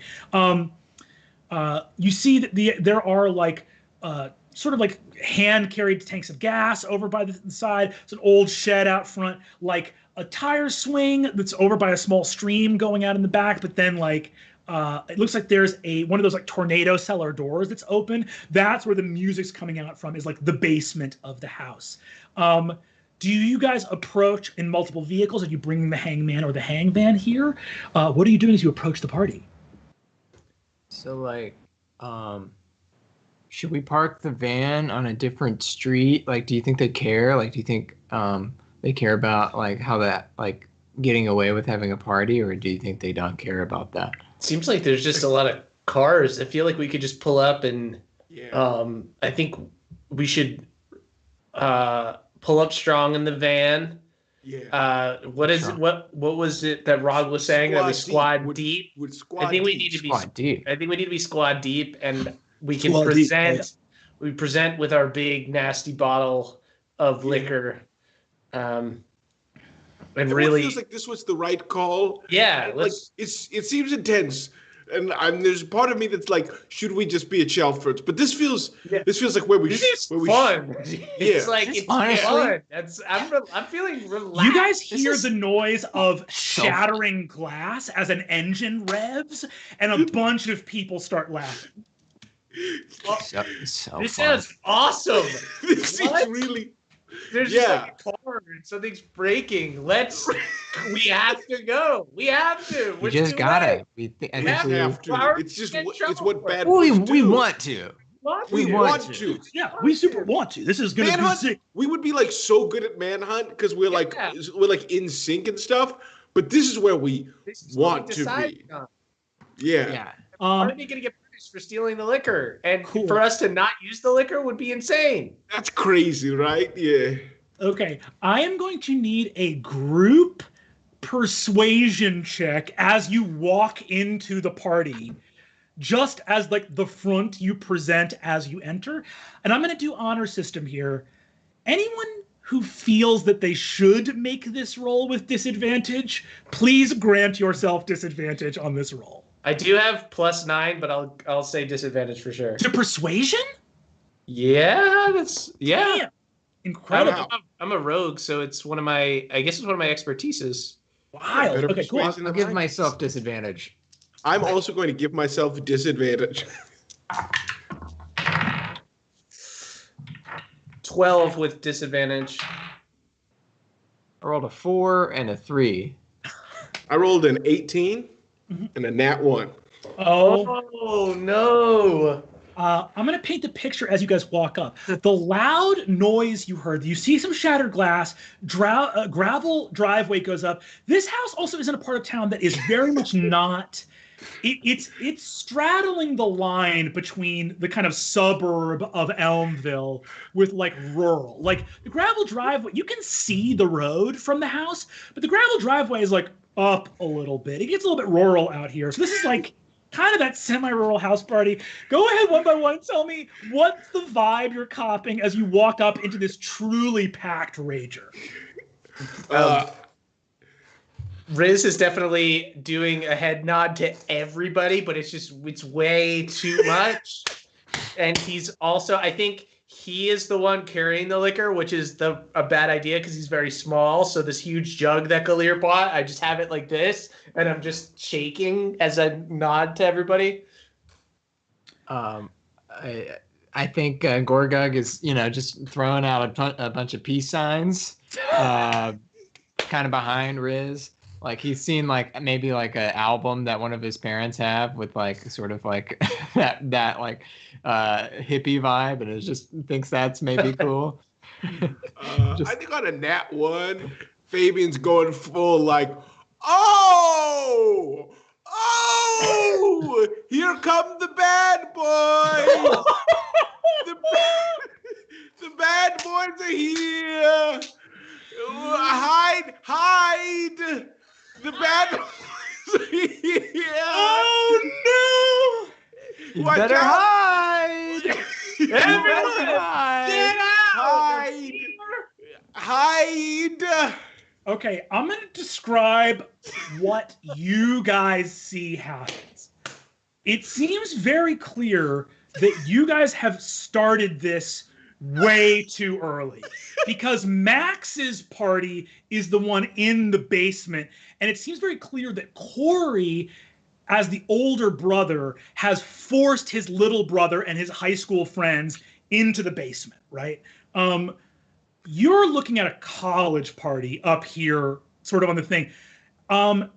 You see Max's older brother, Corey, who is a very muscular 20-year-old drow who, intimidatingly for high schoolers, full beard, right? So that pure white drow hair, full like beard, looks like very like short but very prominent, still a thick beard. He's got a like little shaved notch in one of his eyebrows, with the other one has like a little like stud in the eyebrow. He's got just a joint hanging out of his mouth, and is apparently like has the hood up on a car and is doing something to the engine of the car, as a bunch of his other friends who are equally fucking cool. He's got a shirt, like white kind of muscle tee with clearly a spray painted skull on the outside. You would know that Corey is a very powerful warlock. Skull, like black skull stencil on the white muscle tee, doing something to the engine. You see that he's got like some bandages around, like wrapped around his hands, almost like boxer sort of bandages. Looks up as you guys round the corner, and Fabian, you yell, "Bad boys are!" Oh, you know what it is. The bad boys have arrived at the party to do it. We're squad deep. We are squad deep. As you bring that attention to yourself, Fabian, one of Corey's friends, who is blasted to hell, this like bald dwarf with a huge beard, goes up and goes, "Bad boys for life!" and plants his lips on your mouth and just breathes smoke into your lungs. I'm gonna need a Constitution saving throw. Are you okay? Are you all right? Are you all right? That's gonna be a 9. You perceive all coterminous realms of existence that border on the prime material plane almost immediately, and the dwarf who just breathed that smoke out of his lungs into your lungs passes out, twinkles into light, and disappears. Fabian? Where am I? Where is that? Is time real? What's happening? We're the bad boys. Hide. Hold on Hide, to this. Fabian. Hold on In to what being reality the bad are we boy. bad? What is bad? Bad is cool, baby. Incredible. Fabian, you see Rog kind of like picks you up and holds you. Who's holding the liquor right now? I am. Riz, Corey is reaching over to grab the liquor out of your hands. What are you doing as he's doing that? Handing it to him. Yeah. You see, picks it up, uncorks it, takes a swig. You see his pupils fully like dilate into his eyes. This is some nasty fucking trash. Yeah. Only the nastiest. Yeah, we get pretty nasty as far as liquor is concerned. What's the deal? You guys egg for it? Yeah. Rog looks up and is like, "Hey, Corey, what's up, dude? Haven't seen you in a little while. What's up, man?" You see that Corey looks over at Rog and goes like, "Bark Rock, what's good, man? Heard about you heading to Falano. How's tricks?" You see Rog goes, "Dude, it's great, man. Sick ass car, dude. Sick ass whip. I honestly fucking love it." Corey goes, takes the liquor and pours some into one of the tanks of his car, twirls it up, looks out and goes, "Is this your guys' first time at a Durden party?" I think it could be. I think it could be. Yeah. It might be. Okay. Go pay your respects to the little bro, and then we're gonna do some stealth mode. Okay. Okay. What's stealth? What is that? You guys see that there is this like fire Genasi behind them who goes like, "What's stealth mode, baby? Woo!" And throws another bottle that smashes against the side of the house. Okay. Yeah. We're gonna go pay our respects. Yeah. Go stealth mode. Cool. You guys head out. Rog looks at you guys and says, "I'm gonna try to catch up with Corey for a sec. But you guys are gonna head downstairs, right?" Yeah. Yeah, we're gonna go pay our respects downstairs. It sounds like. Hell yeah. You guys head downstairs.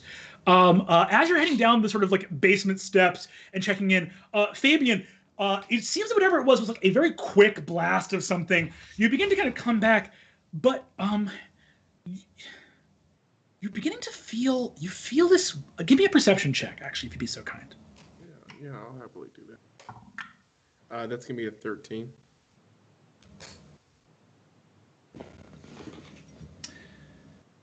You feel something in the nighttime sky overhead, but on a 13, you can't tell what it is. Okay, I'm gonna do one thing, but yes. Okay, cool. I don't know what. Bye. Did Luke just get up in the middle of the street to go get a box? No, Incredible! I thought that was a character. No, my neighbors left me a coconut milk custard. Aw. Anyway, sorry. I don't know why I interrupted. Perfect this. I should timing. have just waited. I love it.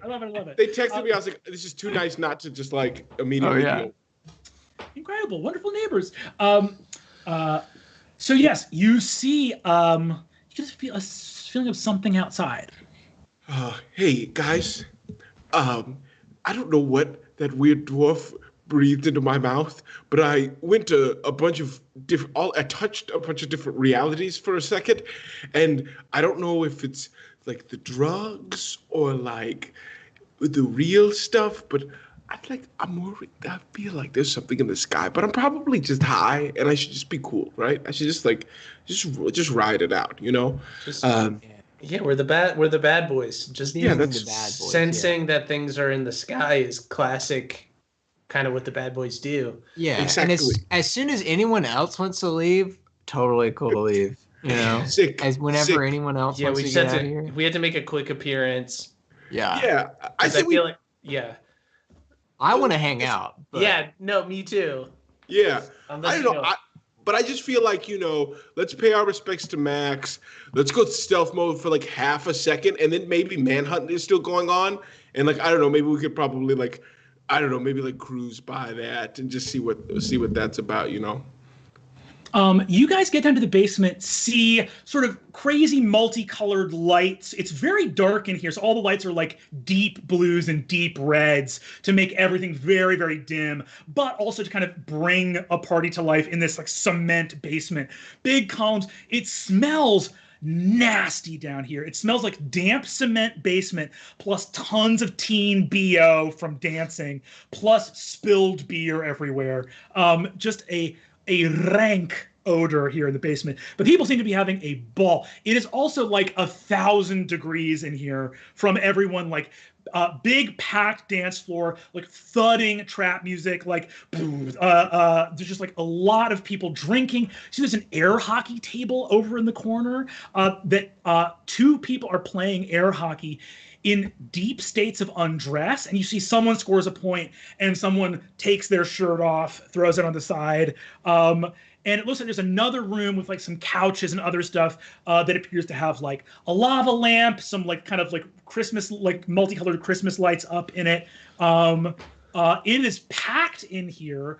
Go ahead, now that you're in the high school party, give me another group persuasion check, this one without disadvantage. 5.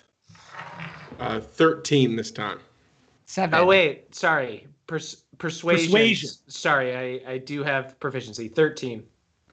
Hell yeah, 13. So you guys walk in here as a group chat, kind of like a little bit rattled. But you walk up. You guys see that Max is over in a corner, clearly flirting with somebody. But turns over to look, and he goes like, "Hey, bad boys, what's up?" Max is clearly like Corey's younger brother, a little bit like scrawnier. You see that he has a like black T-shirt with like a sort of red barbed wire pattern on it. Also, he is in that like that state of like teenagerdom where he's like, what if I tried really long hair? So he's got like a big, this sort of like shaggy rocker kind of hair.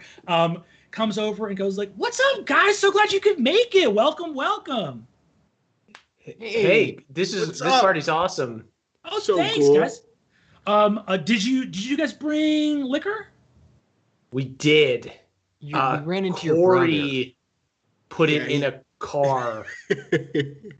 Which, like, if you needed fuel, you should have told us. Like, Gorguk had so much fuel that we were thinking about bringing. Access to fuel. His eyes go wide. He goes, "Oh, you guys ran into Corey on your way in, and he took the liquor?" Yeah. Yeah. Well, We thought yeah, it was cool. I guess I gave it to him because he was going for it. And then he said that Excellent. we would come say hi, and then we would have to do something called stealth mode. And he said, we have to pay our respects to you. Yeah. You guys hear the word stealth mode, and literally the music goes like record scratch, and people turn around to look at you, and Max goes, "He said stealth mode?" Yeah, Max, why did the whole party stop? I mean, it's just stealth mode, I'm assuming this is classic Durden party. Mischief. Hey, we're just like everybody, Yeah, everyone go back We're to just partying. like everybody. Go back to partying, everyone. It's not a big deal. You see that there is a young girl over the corner of the party who just starts weeping as she looks at you and shaking her head. Stop from crying! Oh no! Please don't What? cry. Cry. It shouldn't be that Why? way. You shouldn't be crying at "I'm this. so sorry for you guys. I can't bear to look." And she runs No, off. Don't leave. Okay. Please don't. The music comes back on, and Max is like, "Why don't you guys come and get something to drink or some snacks or something like that?" Takes you aside, and goes like, "Okay, cool. So there's like different sort of trials and tests, that like the Durden boys parties will like have. Stealth mode's not like a great one. It's an awesome one. It's like a cool. We're rocking out with it, right? No. So he's like, go get a drink and hang out, and Corey's gonna come get you in a second for stealth mode, probably. Max, no, Max, I'm not playing that game. What did we agree to? Fabian full breaks. What did we agree to? Why did everyone stop dancing when we said stealth mode? I'm trying to relax here, Fabian. We're hanging out. Sorry, I just know there's no way it's okay. There's no way it's okay. I'm feeling super chill. Should we call our parents? No, he'll get so mad if you do that. Don't do that. Clear. He's not a parent. He's just an adult, and even then, lost he's right now. You see, Max is like, there is some argument that stealth mode is kind of fun. It's just like one of those it's like one of those party pranks. Look, have you guys ever gone streaking before? It's kind of like streaking. Okay. I know what it is. I've never gone, but yeah, okay. So like stealth mode is kind of streaking. It's like a party prank. There's a lot going on in my house. I'm sorry. A lot going on in the Wilson residence. So like, streaking is like, ooh, we're gonna run down the street naked. Whoa, it's like a party prank. Whoa. Yeah, that's easy. I can do that. So stealth mode is where like you guys get into my brother Corey's car. Like we sort of load up the car with people. Some people get into the back seats, people get into the trunk, right? And you sort of take off on the highway in the car, and my brother sort of he like ties down the gas pedal at night and then turns all the lights in the car off. Oh. So that's why it's stealth mode. And then he sort of goes unconscious, and you're in stealth mode for sort of as long as it takes to like stabilize him, basically. And we have to do this. I feel like stealth mode would just be turning the lights off. What's all the other stuff? What's that? Oh, well, that's other stuff is sort of what makes it a test. You could go stealth mode anytime, but like Corey's version of stealth mode is sort of like a harder core version of that. You're not allowed to come out of it in like sort of less than it's mostly like a minute. You need to sort of be going a full 60 seconds on the highway, no lights. How do you guys feel? Bad, Max. I feel bad about it. Wait, not like a bad boy's bad, like a bad boy's bad to be amped up. This is the kind of bad boy's bad that is the bad, you know? You wanted to put a bunch of computers together with cords, and instead we're here. Oh, were you guys going to go to Shelfer's LAN party? Yes! Thinking about it? Yeah, that would have been a lot chiller for sure. Yeah, absolutely. We kidnapped my mom's boyfriend. And now we're kidnapped the vice principal? Yeah, but there's not going to be any consequences. It's okay. He specifically said there wouldn't be consequences. He was really cool about it. Okay, well, I'm going to get a drink. Because, yeah, I'm going to enjoy what little party I have left. Yeah. Cool. As Max kind of looks stone-faced at this, party keeps going. Do you guys do anything at the party before you are summoned by Corey? Should we sabotage his car? Would that be bad? Oh, could it be bad? Of course it could be bad. The situation we're currently going into, Fabian. Okay, great. Yeah, let's do. Let's get his car. Yeah, let's sabotage his car. Let's go, Kate. Let's just go look outside, see if it feels like doable. Yeah. Rad. Two of those little windows that every basement has. Yes. You go find some of the windows looking out. You look. I'm gonna make a little roll here. Go ahead and make insight checks for me if you'd be so kind. Can any of us turn invisible? Or no, that's Adine's thing. I'm pretty stealthy, and I just got a 26 on insight. I got a 15. 11. Interesting development in the predicament you guys are in, having come to a Durden party and not done a great persuasion roll on your way in. It looks like Rog and Corey are having a great time together and hitting it off. And Riz on a you said a 26 insight? Yeah. Corey was looking at you guys in a very intense way, but Corey seems very warmed up to Rog right now, and it seems like they're getting along great. You might not be, if I'm being honest, I don't know if Riz would, I guess even Riz, who's a little bit mystified by these things, on 26 insight, is like, oh, there's maybe some like chemistry between these two guys. Like they appear to be like flirting a little bit in front of Corey's car, which presents an opportunity for you guys to maybe have some way of getting out of this. Okay, so they're maybe gonna hook up. What? The bad boys need to play Cupid at wingmen. Hello. And then we don't have to drive on the road with the accelerator down for a full minute, passed out for a full minute. Because that's just death, right? That's just we're just I think that's I death. assume we'll die. That's just a death. So let's. Gorguk, you're in a committed relationship. Yeah. How do we get the steam in this kettle steaming? Well, it seems like I've never been under this amount of pressure time-wise. This was sort of a longer gestating thing for me. But maybe we just go up there and just get them to be honest with each other. Just be like, hey, you love each other. Okay. Is that right? What if we just so everything's going well with them, right? Yeah.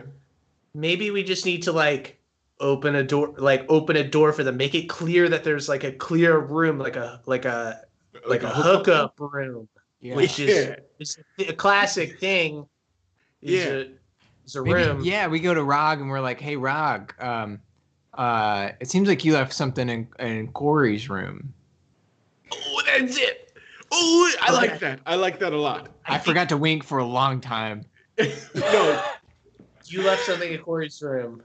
And Corey, I think you and Rog, you have to help him. It's big. We'll say it's big. We'll say it's like a large thing, and that could be a metaphor, or we're talking about his penis, maybe, and that's also gonna kind of builds the mystique.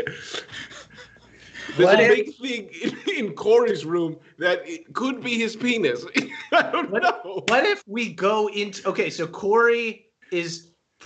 If he's like any older brother, he probably gets super steamed when people go into his room, right? Yeah. So why don't we go to his room? While you guys are hatching this plan, I have to use the bathroom. Okay. Keep plan hatching. I'm so sorry, roll 20. Okay. I got pie. So it's cool. All we do is we sneak into Corey's room. We turn the light on. Corey will get mad. He sees it. Him and Rog will go check it out, but we will have already turned the lights off, and it'll be like maybe somebody just popped in, saw that it was his room, and left. But that just kind of opens the door for them, and they can. Should we cover his bed in rose petals? Do you have roses? I don't. I could write I have my calligraphy supplies. I could write something sweet and sexy on the bed, on the sheets or something. This is perfect. I think this is great. I think that would be if I just wrote a little haiku, right there on the sheets yes. that. Let's write it. 5 syllables, 7 syllables, 5 syllables. Rog has been in his sight the whole time. It's just the only problem I see. And look. And again, I don't know anything about hooking up. But just logistic-wise, Rog has fully been in Corey's sight the entire time. Yeah, totally. So for him to write haiku Corey, in his room and put roses there. We are sorry. For what? Rog did not leave anything there. You two are in love. Boom. I think that's it. Well, exactly, because Riz, it's not about that Rog wrote it. It's that it's just meant to stimulate them and get the steam in the kettle really steamy, Yes. you know? Okay, just as far as the steam in the kettle thing, I feel like the steam's already in the kettle, and what we might do is just turn the like stove off if we do too much. I'm saying maybe instead of doing like 4 steps, we just do 1. Interesting. All right. I mean, hey, it's a thought. We could write a poem, we could slip it in if need be. Yeah, Okay, we great. write that down and we'll just throw it in if Okay. the ace up the sleeve. A contingency poem. Yes. All right. What was it again? I get out my calligraphy tools real quick. Corey, we are sorry. Rog did not leave anything. No, here. we can make that work. I'll hyphenate it. And a half. You two are in love. Boom. All right. Contingency poem prepared. All right. Let's go execute this plan. Cool. Okay. So you guys have walked into this party, immediately stopped the music, panicked, come up with this plan, and are now going to walk back up out of Max's party, correct? Is there a way from the basement into the house itself that doesn't involve going through the tornado doors? Go ahead. You know what? I'm going to do a luck check right now. You want a number higher than a 10? 15. Yes. There is a small stone staircase going up into the house. Great. Riz, do your thing. All right. I will find Corey's room and I will turn the lights on. His older brother alarm will go off. Him and Rog will go in. Hopefully they'll hook up. If they don't hook up, contingency poem. Bam. Oh, wow. Bad boys. And then I go for it. Okay. You scoot up into the house. Riz. The door to the basement opens up in the kitchen, which is very brightly lit up here. You see, this is a bunch of Corey's friends.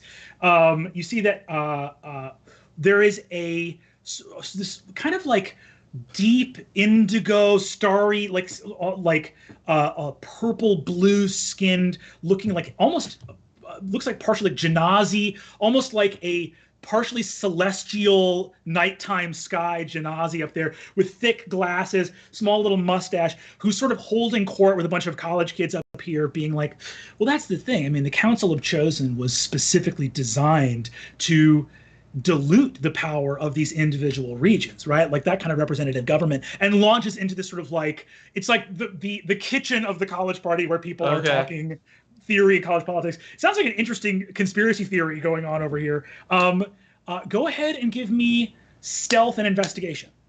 Oh boy. Okay, let's start with stealth. Let's start with stealth. Ooh, 17. I have a plus 13, so I rolled very bad. I got a 4, so I got a 17 on stealth.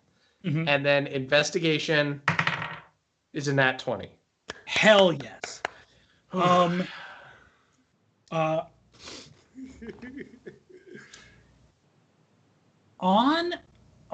you only got a 17 stealth, the nat 20 investigation. Riz, you find Corey's room, open it up, and fail your stealth check because you open it wide to find 2 totally unrelated people hooking up in here.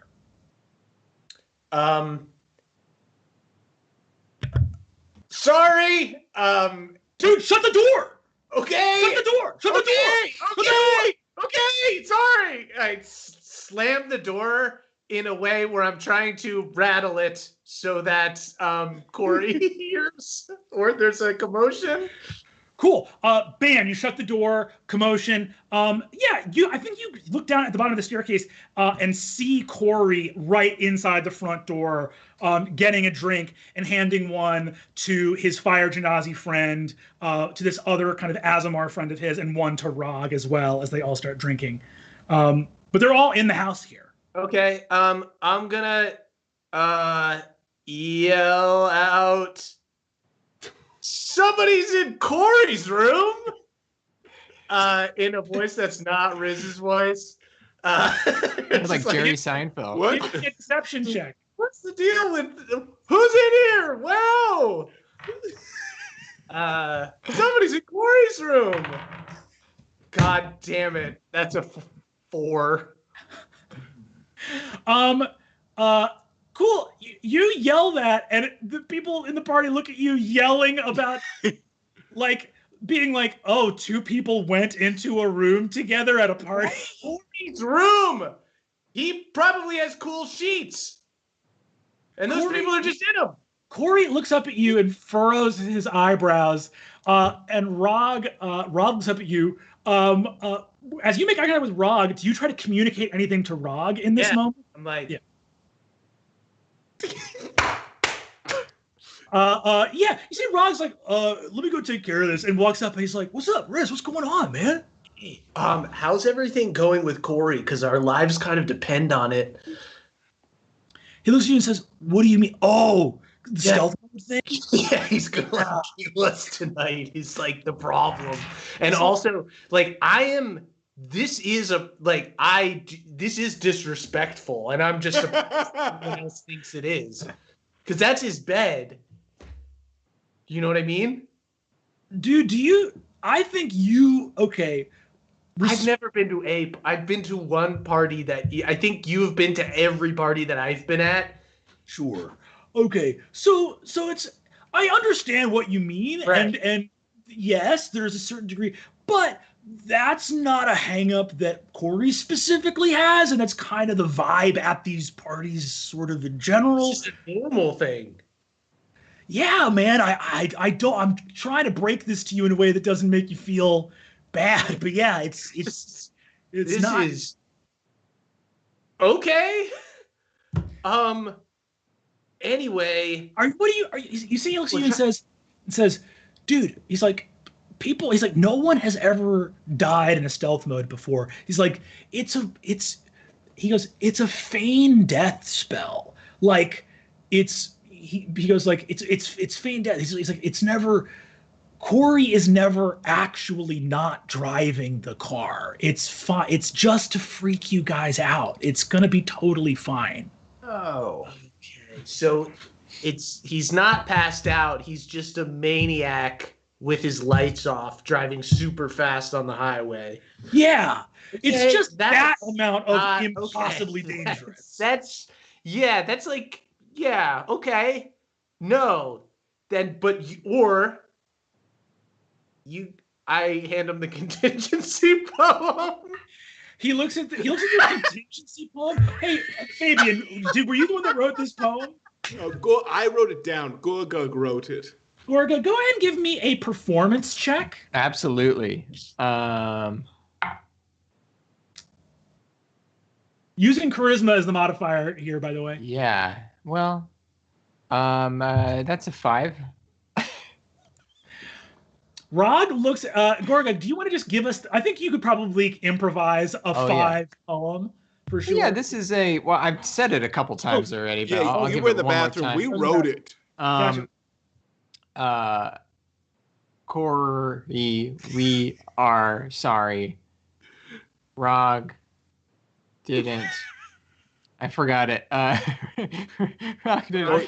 It's like Rog didn't leave anything. Rog didn't not leave anything. You two are in love. Rog looks at this, and you see red creep into the corner of his eyes. He takes the poem, crumples it up. He goes, Riz, I love you with all my heart. I love you too, Rog. What's up? Let me be so super clear right now. If you or any of the other bros had passed this poem to Corey, I would have bounced your ass up and down the street. Okay, yeah. Until you were unconscious. Right, and no, do you get where that's coming and that's from? That's why it's a contingency poem. Cool. Not even and I appreciate that the poem wasn't plan A. I actually really do. B is still too high, and in fact, so would any letter of the alphabet. Okay. Here. Right. Okay. Just to continue. It was an emergency poem. You see that Corey calls from the bottom of the stairs and says, Rog, get your boys. Let's do it. Time to ride. He says, we need more beers anyway. And you see Rog's like, chill. All right, go get your bros. Let's hop in the car. All right. I go downstairs. How did it go? How did it Should go? we Did read it on work? the sheet? We should have written Contingency it on the poem sheet. went over terribly. Rod What? briefly went back to being a bully, threatened to bounce me like a I'm a ball. ball. Like a ball. We were wow. back to it was like day one with Rog with that. He really had to hold it back. I almost completely took out any character development and just sent him all the way back. But Wow. You so should have they- given it to that- Corey. no, that was don't the even. poem. I actually the contingency poem never existed. Okay, so there's that. But here's the. I just worked really hard on it. Okay, first off, did you know Oh, that good, people? you did a good Did you job. know that? Did you know that people hook up in other people's beds? What? Isn't that That's rude? nasty. That's like If either one of you ever kissed someone in my bed, we would have a. those We are would have. your sheets, have baby. one- Those are my Yeah, sheets. That seems gross. Those are your sheets. Anyway, yeah. So it turns out that he is actually going to be driving the car. It's not. It's just a feigned death spell. So he's not actually out. So it's just a maniac driving down the highway without. He's his just lights on. pretending. Okay. Yes. Well, we're yeah. We just have Honestly- to pretend to be scared. Oh, should we pretend? I was thinking we could do the reverse, and because we know he's not actually feigning death, we'll be all relaxed and like What? this doesn't scare us, and then we'll be the kings of the party. He's going to kill us, Fabian. If it's just a feigned death Let's spell, have to be normal level of scared because it's going to be scary. I don't know. We'll see how I feel in the moment. Cool. Do you guys do anything at the party before going back up to the driveway and getting in this car with Corey? I think I take a selfie of the bad boys, like holding like one beer between us. All three of us. sharing one beer. Yeah. We got Take one third of a beer. Yeah. Instead of one thing. You More than grab 1/6. selfie. Do you just take it on the phone? You don't publish it anywhere or anything like that, right? You just take it on the phone. This is just for. I mean, I could put. You guys, should I put it? Should I post it? I don't know if it's. I thought, I took it more as like a keepsake, Yeah, because I don't know this is when. for us. We could get Yeah, exactly. keychains made. We could get it printed off and we could hang it up. Yeah, Yeah, mouse exactly. pad. Incredible. Mouse pad. You guys head up to the driveway. Corey and Rog are there. You see, Corey looks at you guys and says, all right, back seat, fellas, let's go. He hops in the driver's seat, and you see Rog jumps into the shotgun seat as well. I lean over to the guys and I'm like, guys, I think we play it cool. I mean, he's not gonna kill. He's in love with Rock. He won't kill him. So I think we play this situation into our hand. I understand. I'm just saying that the contingency poem, just like the same people who came up with the contingency poem idea, we should just do the exact opposite of whatever we think is a good idea. Okay. I see how I feel in the moment, I guess. Incredible. You guys pile into the back seat. You see, as Corey is like buckling in and turning the thing on, you see that. Sorry, You're putting on a seatbelt. red line. Corey You're does gonna put on a not seatbelt, buckle himself Corey? in. I redlined that immediately. Rog does buckle up, but turns around, winks at you guys, and gives you all a sort of reassuring thumbs up. All of you make perception checks for me.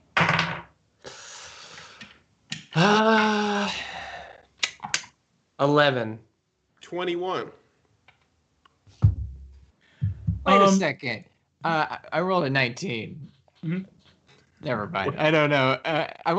I'm curious. What's going on with Rog?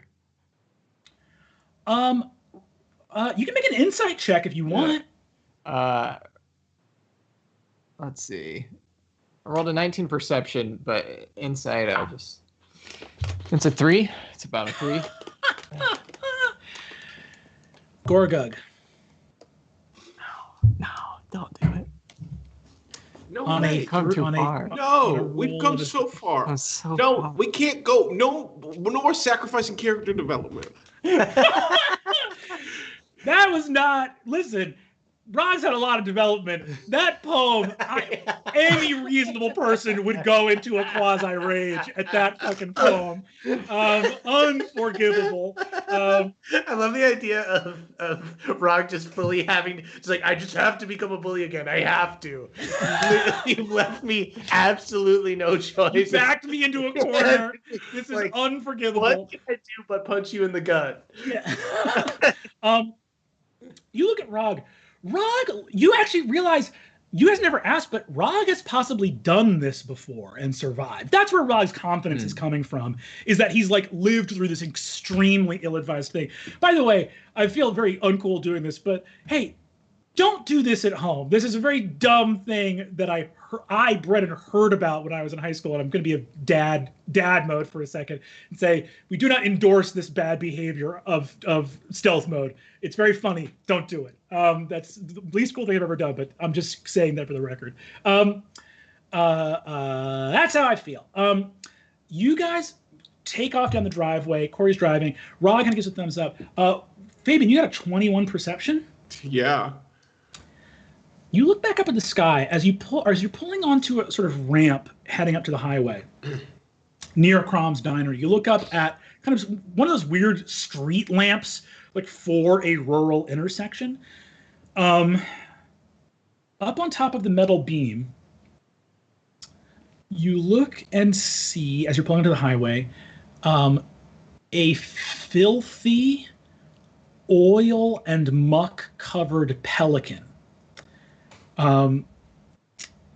Just there sort of dripping with weirdness. And as you pull into the highway, it takes flight, flapping its wings, and heads off into the nighttime sky.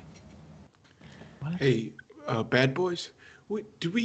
I'm keeping a lid on all of the weird reality stuff because from that dwarf smoke, right? I'm keeping that to myself, or am I sharing that? Was there something? Did you see something? Yeah, what's up?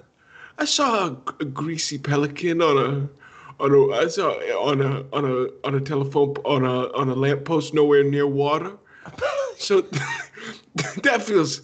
I don't know if that's reality stuff or what's going on. Thundering music comes in as you hit the highway, and Corey turns the speakers up to full enormous. It's like the kind of thudding. You know that Corey replaced his entire trunk with just a subwoofer. Just like thundering, bone-shaking bass in the car.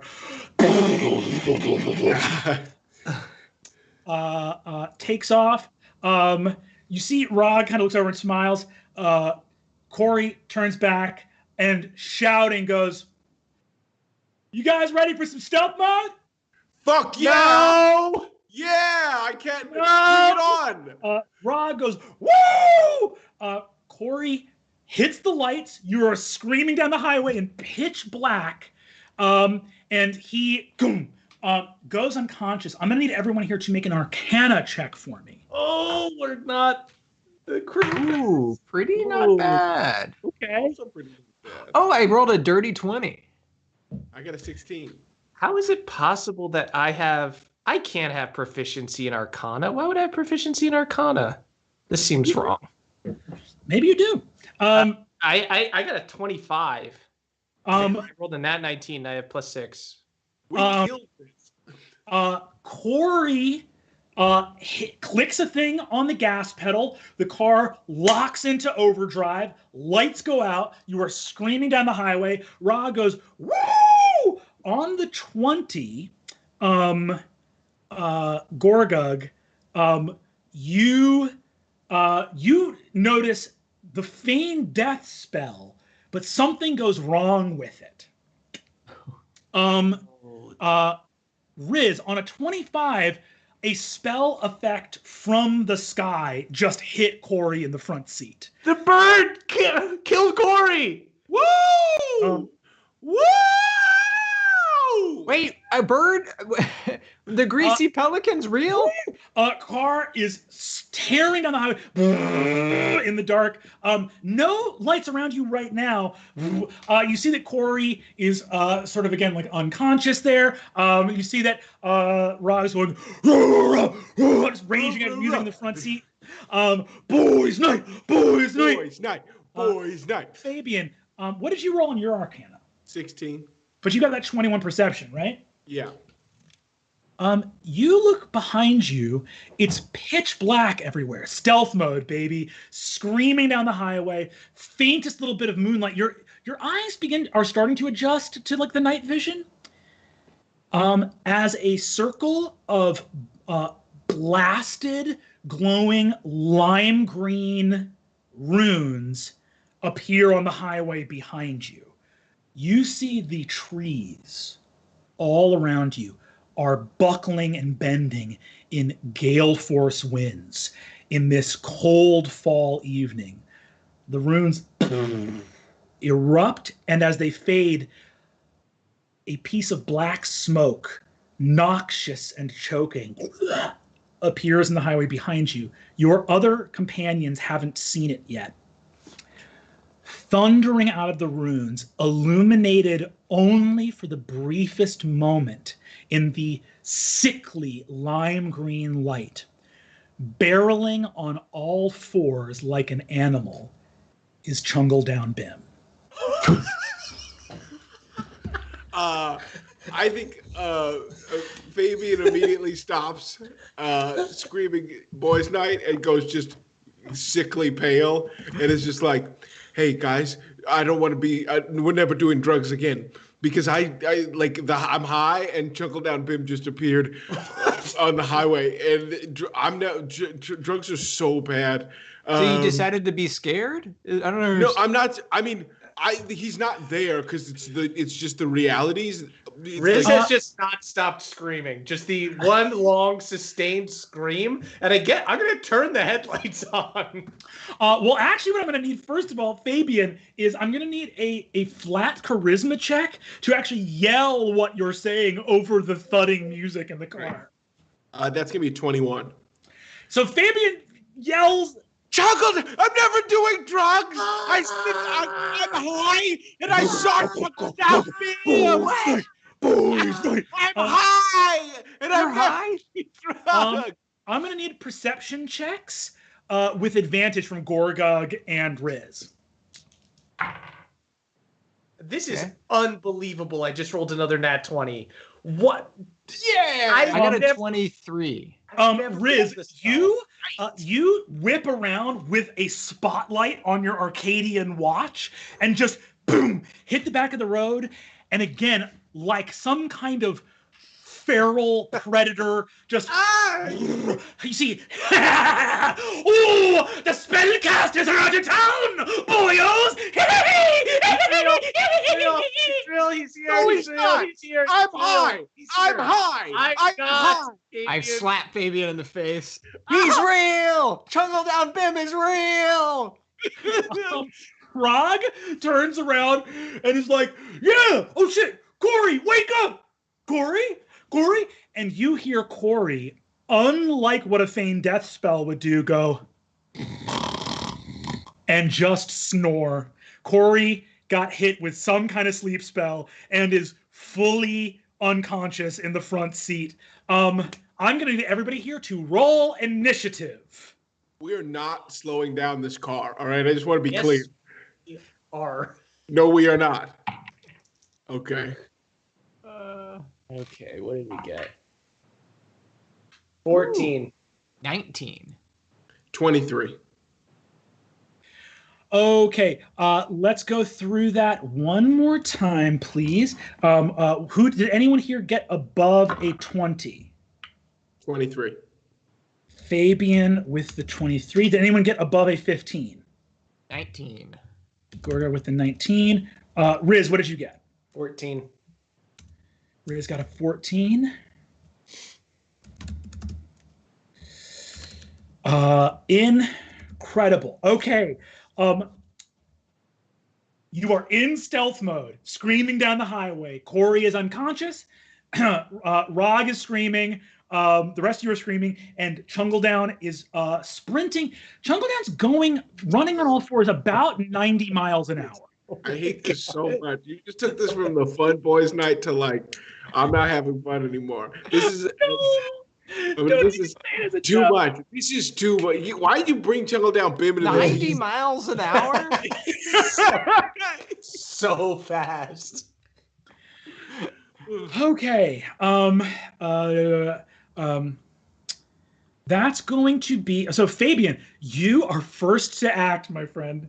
I look at the guys that are like, we can't slow down. That's the one thing I don't know what we do, but we cannot slow down. Can I do a perception check? Do I think Jungle Bim will catch us if we stay at this speed? Give me a perception check. That is 16. You think he will catch you if you remain at this speed. Do I think this car can go faster? There is a jug of Uncle Pappy's Dag Nasty Rocket Hooch. I look at Gorgug and I'm like, you're the best driver. Do not let him catch us. And I'm gonna grab Uncle Nasty's Grandpappy's hooch. I would like to climb out of the car and onto the hood. I guess I'd like to push Corey aside. Cool. I'd like to like pull whatever lever it is to like unlatch to pop the hood up. Cool. And then I'm gonna climb out. Cool. You grab the hooch. That's your object interaction. You're gonna need to use an action to pull the hood. Go ahead and give me an acrobatics check. Okay. I get plus 13 on this, so yeah, we'll do a big old 22. Nice. You reach down, boom. The car is going 90 miles an hour, and the hood pops. We are going to. I'm trying to think where we can be over. I'm going to go just to our start page for roll 20, just to start doing some rolls in front of the board here. So we're not on a specific map. We're just sort of on the Dimension 20 home page right now.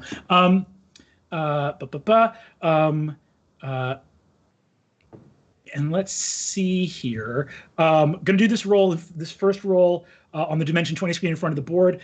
This is a luck check to see what happens when the hood flaps up. You want high, not low. Come on. 19. Yes. Incredible. Oh, Jesus. It didn't roll for me. Yeah, so I don't see waiting it. for a reaction. Oh, no. It managed to slide underneath the board. 19. You hit the thing. The hood whoom, flies up, shoo, and skids past the car. It hits the corner of the windshield, cracking it, and boom, thuds. It just, the force of the wind rips it off the car. And I'm going to make a saving throw for Chungledown Bim. On a natural 4, Chungledown Bim loses some distance on you from having to dodge the hood as he's sprinting on all fours down the road. Fabian, you have used your object interaction and your action. You have movement left. I climb out onto the hood and like position myself as best as I can. Can I figure out do I remember where he poured the hooch in? Yes, I believe you do. Here's the deal. Climbing out onto the hood of a car through the window as it's going 90 miles an hour is a DC 25 acrobatics check. If you fail to hit a DC 20, we will be in a very bad situation. Okay. Go ahead and roll. It's a DC 25, so I need a 12 or higher. You need a 7 or higher to avoid something bad happening. Oh no. What'd you get? No, you You didn't get a nat one, did you? No, that's a Okay. 3 for a 16. Okay. Fabian, I'm going to need one more. I'm going to need a DC 20 dexterity saving throw, and then I'm going to give you a very terrible choice. Okay, wait, okay. Give me the DC 20 dexterity saving. Hold on. Give me 1 second to see if there's anything else I can do that I should have, thought of longer and harder. Oh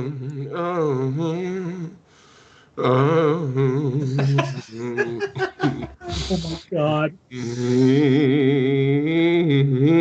Okay. Sorry, I forgot I have spells. Let me check my spells real quick. I will need that dex save pretty much no matter what. I just want to make sure. Sure. Okay. Yeah, okay. I don't have anything. Okay. You got this. This is a nat 20 coming up. Here it is. What do you need for this dex save? You got it. What do you need for this dex save? DC 20. Guaranteed nat 20 coming up. Yeah, we did it. We did it. Everyone at home, let go of your butts. We did it. That's going to be your butts. Let go of your damn butts because that's a 22. Nice. Cool. So you failed the acrobatics by a lot that something bad's going to happen, but you hit your dex save by enough that I'm going to let you choose. Okay, thank God. Do you want something bad to happen to your body or to the jug of liquor? You can protect one of them at the expense of the other. I mean, my body will take the hit. The liquor must survive. Fabian, you crawl out of the window. The car hits a pothole in the highway. You drop, reflexively grab the liquor, hit the road, are going to take a tremendous amount of damage right now. Oh, God. And snag your shirt on the tailpipe going under the car momentarily, get your magical sneakers up on the road, and are skidding with sparks flying out from your sneakers, suspended by like your shirt tucked up around your armpit, like arching your back to keep up off the road, with the intact jug of liquor after taking 10, 20, 28 points of damage. Okay. Woo! So again, like tailpipe, shirt, you are behind the car. Your head is like pressed up against the back bumper. You've got your sneakers up, arching your back, holding the jug. So you're not taking more damage, but you are there. And now you are just that much closer to Chungle Down Bim, who you can now see. And is the music still blaring so they can't like... Oh, there's zero communication. Thundering music coming out and still shooting down the highway in pitch darkness. Boys' night. Incredible. That is now going to be... Or Fabian, is that the end of your turn? I mean, if there's no communication possible, I don't think there's anything... Throw a bardic at somebody? I mean, I don't think you guys can hear me over the... I was going to throw Bardic on one of you through the windshield, but that's not the case no more. I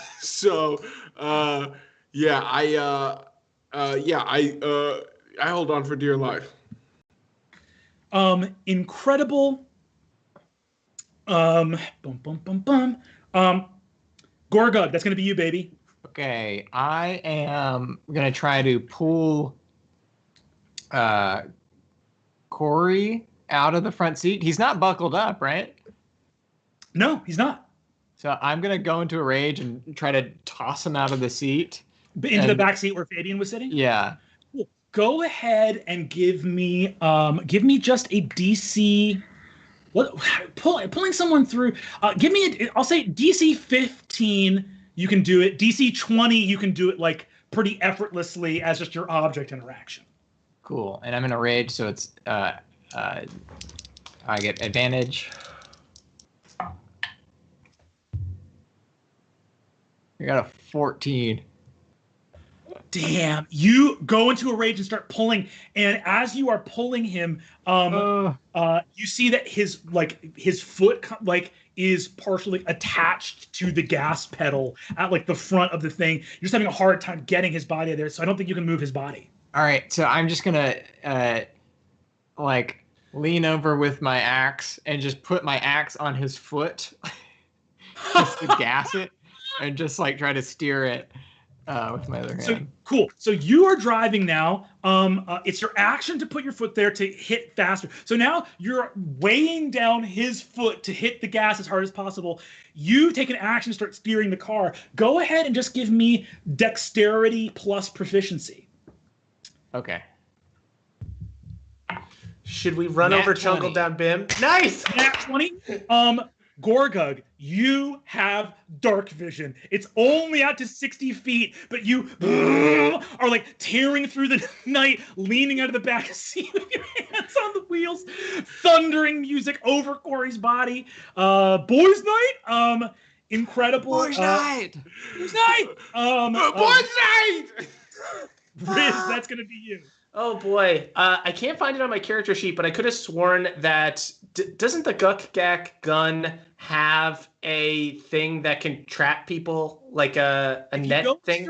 If you go into your equipment, you can see it there. In your equipment, there should be grappling canister, net bullet, tranquilizer dart, everything like that. Net bullet. That is what I want. Great. I'm going to shoot a net bullet at Jungle Down Bim. Ooh, baby, here we go. Go ahead and make your attack roll. Sweet. I will do it on roll 20. I have a plus 10. Mm-hmm. So roll 1d20 plus 10. 19. Oh. 19 to hit Mr. Bim. 19 hit the Bim, dude. As a reaction, he casts Shield, which immediately raises his armor class to exactly 19. You still hit. Yes! Incredible. We're going to go ahead and roll. So it's a DC 15 dexterity saving throw, which means that there's a good chance he won't make it. He's got a +3 to this, and normally he would be able to do magic stuff, but there's no magic. You're just firing a net out of a gun at him. So let's see here. He needs to roll a 12 or higher. We're gonna roll in front of the board. 3. Whoa. Riz Guk-Gak, you lean out of the window, take out your gun, pull the trigger, Jungle Down, boom, and is fully restrained and skids in the net. He's going to take the same amount of damage that Fabian just took, just like scraping, because he's running 90 miles an hour, just like face planting and scraping. God. Yeah, he takes a kind of significant amount of damage, like grinding into the highway. Incredible. Riz, anything else from you that turn? I turned the hazards on. Blink, blink. So now there's still no light, but just blip, blip, blip, blip, these little like red markers in the darkness. Turn the lights on. I'll turn the lights on as well. Oh God. Hold on one second. Go ahead, actually, just give me a quick investigation check to find the lights. Okay. Very good investigate. Nat 11 and +10, 21. As funny as it would have been to fail that, you correctly find the lights, turn them on, the car comes out of stealth mode. And the hazards are on. And I turn the volume of the music down to a reasonable level.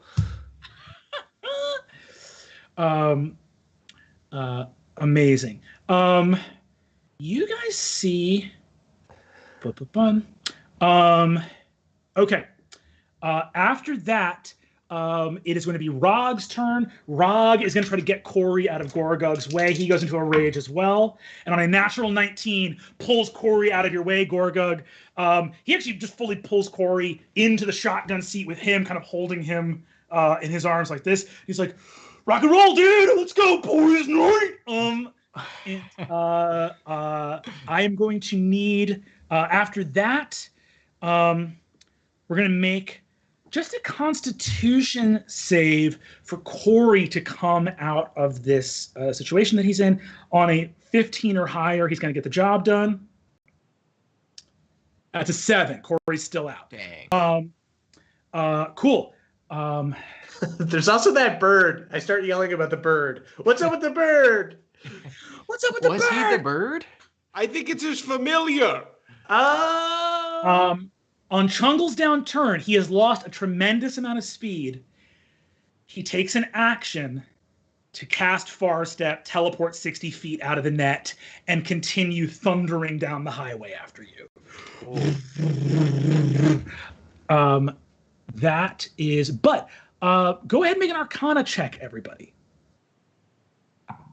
I think I got a 20, a dirty 20. 16. 10. Dirty 20, Fabian. Fabian, as you look at him cast a teleportation spell, I think you know that he is a warlock. He doesn't have infinite spell slots, right? He doesn't have that many. If he found some way to teleport here and he just used this other stuff, he clearly has some spell on him that's making him go super fast. You know that there are it's 50-50 odds that was his last spell slot to teleport out of that net. Great. He's thundering down the highway after you. We go back to the top of the order. You would back to the order to Fabian. That is you. I would like to claw my way up from the tailpipe. Hell yeah. Go ahead. Give me acrobatics. A horror movie. Stop. Okay. Will a 19 do it? 19. I'm going to say on a 19. Excuse me. No, it's more than a 19. No, it's a 19. It's a 19.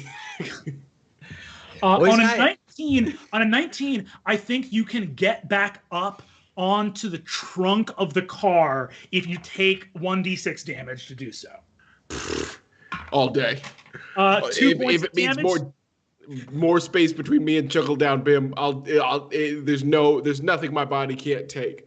And then I would like to go. Can I climb all the way over the car to the back to where I want to be this whole time? 19 gets you with some damage up to the trunk as your movement. If you want to do more, it's going to take an action. Yeah, I'll do that. Cool. Give me another acrobatics check. 16. 16 all told? Don't say it like that. Say, wow, that's high. Say that passes most moderate DCs, and tell me I'm good. Please. Yes, I understand that. Okay, on a 16, I'm going to ask Fabian to make a wager. Okay. Thudding subwoofer underneath you. Thudding at a more moderate level. volume. That's true. At a more moderate. 16 means you can move where you want to move, but only with some risk involved that will be moderated by a dexterity saving throw. So we either you can stay put and take an action that you can do from a stationary position, or you can go and move where you want to move, but take some risk. This is Fabian Arameus Seacaster. Risk is my second middle name. Let's go for it. Give me the dex save, baby. Please be a nat 20. I'll roll this in front of the board. This feels board worthy. Okay, 1d20. Yeah! Okay, that's a 17. 17. Cool. You can either get up onto the roof or back into the car. The roof. Oh no. Okay, Fabian, you've got your hooch. You have got your hooch, and you've got it back up onto the roof. We're gonna roll a luck check in front of the board after Fabian's turn. You want high, not low. Wait, hold on. Nine. I was going to action surge and keep going. Okay, go ahead and action surge. I'd like to keep moving toward the front of the car. Okay, this is going to be easier because you're hanging onto the roof. We just need a DC 15 acrobatics. Go ahead and roll. That's a 2. That's only a 2. Even a 2 would do it. And I wouldn't roll less than a 2. Hurrah! That's 23. Horrifying. Fabian, you get to the front. You have an object interaction left, and you have done everything to protect the jug of Uncle Pappy's Dag Nasty Rocket Hooch. What do you do as you get to the front of the car? I look back at Gorgug and I say, it's junior year, and I still believe in you.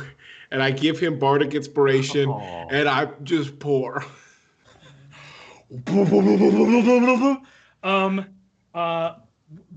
going to narrate what happens because you're all going so fast right now. Gorga, you have that bardic inspiration. You know something intense is going to happen as Fabian pours that into the engine. What do you do on your turn? Also, remember, you have the heavy metal axe down there, but Corey has been pulled out of the driver's seat right now. Okay, I probably just like move the axe a little out of the way. And Fabian's just on the hood of the car. You actually can see his stomach and chest and arms pressed against the windshield with just his head, he's holding the windshield wipers with his legs up on the roof, reaching into the open engine to pour the gas in. If you were to hit something or stop suddenly, Fabian would be a fucking comet in the sky right now. All right, I'm just gonna, I'm very strong. I'm gonna one hand the wheel, break the windshield. Oh yes, with my axe. Boys night. And as soon as it feels like we've got the fuel in the car, I'm gonna try to pull Fabian in. Okay. You're gonna go ahead and break the windshield to pull Fabian in. Go ahead and make an attack just against the. I automatically crit on objects, right? Oh Jesus! This is the heavy metal axe, dude. You tap the windshield with your axe, and it shatters as Fabian goes to move that. Go ahead and give me again Dex plus proficiency, and you do have that bardic inspiration. Give me one more drive check here. Okay, Dex plus proficiency. So. Okay. Rolled a 17, so plus 5. And nice.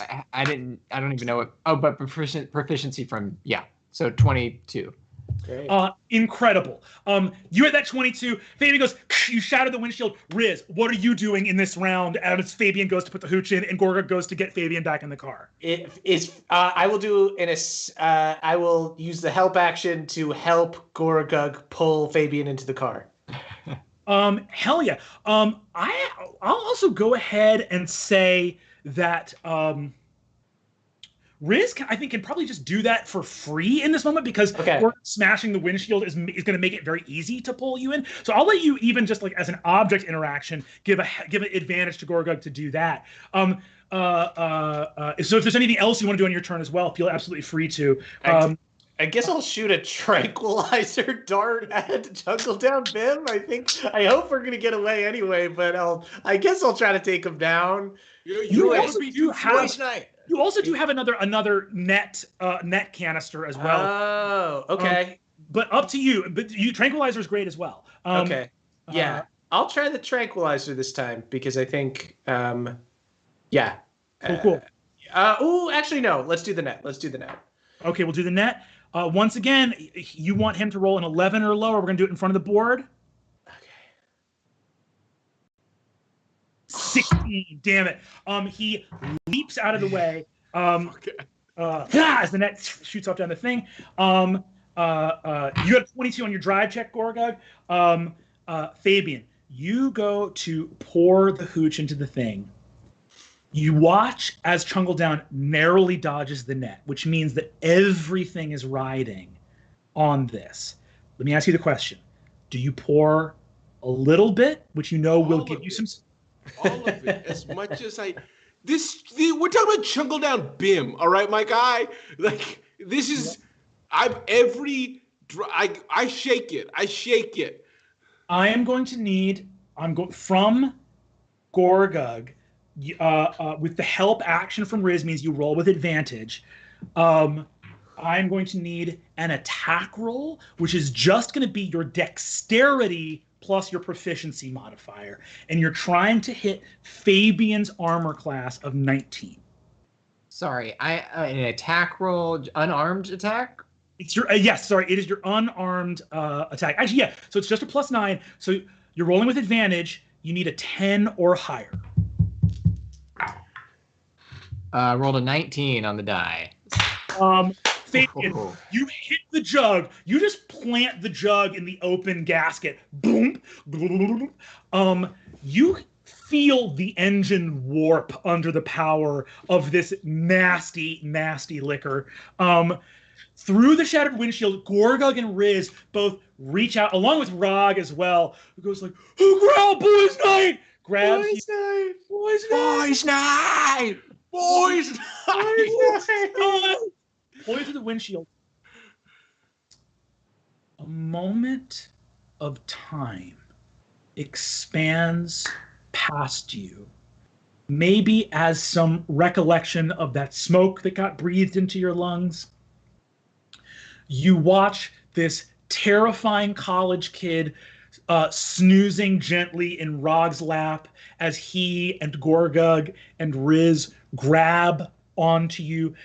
Glass everywhere, the smell of alcohol, Fabian, terrible road rash on one of your arms, all of you completely, this thudding music, now somewhat lessened. Ripples move around the car as you feel something in the engine change and accept Uncle Pappy's dag nasty rocket hooch. Gorgug, you hold onto the wheel as Chungle Down leaps for the back bumper. Fabian!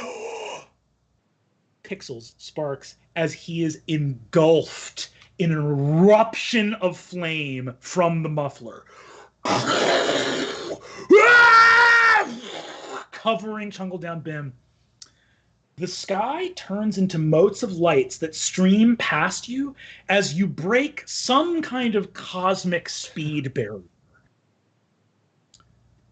Gorgug, you steer through time and space as best you can, with the sensation that you are going in multiple directions at once. All of you have a brief moment where you are suspended in complete safety just with each other. Chungle Down Bim is gone. Elmville is gone. Spire is gone. And you are just looking at each other in a realm of pure velocity as you have done something to this car. And you have a moment of looking at each other, all of you who have once again saved each other's lives. In this moment, before you come out of whatever state this is there anything that you do or say? Boys' night. Yeah. Boys' night. We did it. We really did it. Should I see if I can aim this at the LAN party? Yeah, let's go to Shelford's. Let's go to Shelford's. Yeah. Yeah. Rob's like, hell yeah, boys' night. Let's go to that LAN party. Give me one last, just a flat Arcana roll, Gorgug. Dirty 20. Gorgug, you come out of this suspended state as the sun is rising, and you are on a beach in Haraway Bay, like a couple hours away. Huh. Oh, this is not Shilford. This is so far away. Well, I'm sorry. I thought I did good. You look around and you see, as you're looking around at this beach, in some suspended animation, you see suddenly, Gorgug, as you like punch in another GPS, one last little drop of the rocket hooch falls out of the jug and hits the engine, and It is the crack of dawn right in front of Shelford's house, and you can hear the sounds of them having played LAN all night from inside. All right, let's see if they have extra laptops or something. Let's get in there. You guys walk in. As you walk in, with some bizarre teleportation you've done, no sign or sense of Trungle Down Bim anywhere. You see that Rod gets out of the car. Corey wakes up and goes, "The fuck? Where the hell are we?" You see that Rod goes, I don't know what you're up to, but sick ass LAN party going on in here. Corey goes, "Yeah, fucking tight. Let's do it, dude." Riz. Yeah. Give him the. No, he'll kill me. Hey, Corey. Okay. We wanted to I give shoot. you. I shoot the poem. I shoot the poem with my gun. You blast the poem with your gun, and as you blast the poem with your gun, you hear a noise of someone turning on their bedroom light in a nearby house as you just open fire in the middle of a lawn. And you hear a voice say, "That's it! You boys have been making noise all night! I'm calling the cops!" And you hear Corey look around and go, "Scatter!" And just run for the wood line as you guys break out of there. And Rog looks around as he starts to sprint away. He goes, "Yeah, this is how it should end." Hey, let's run to the river and toss a few rocks. Let's go for rocks and other rocks down by the river. And that's all for this episode of Fantasy High Boys Night One Shot. Thank you so much for watching, everyone. And we'll catch y'all next time. Hoot growl, baby. Hoot growl. Hoot growl. Oh my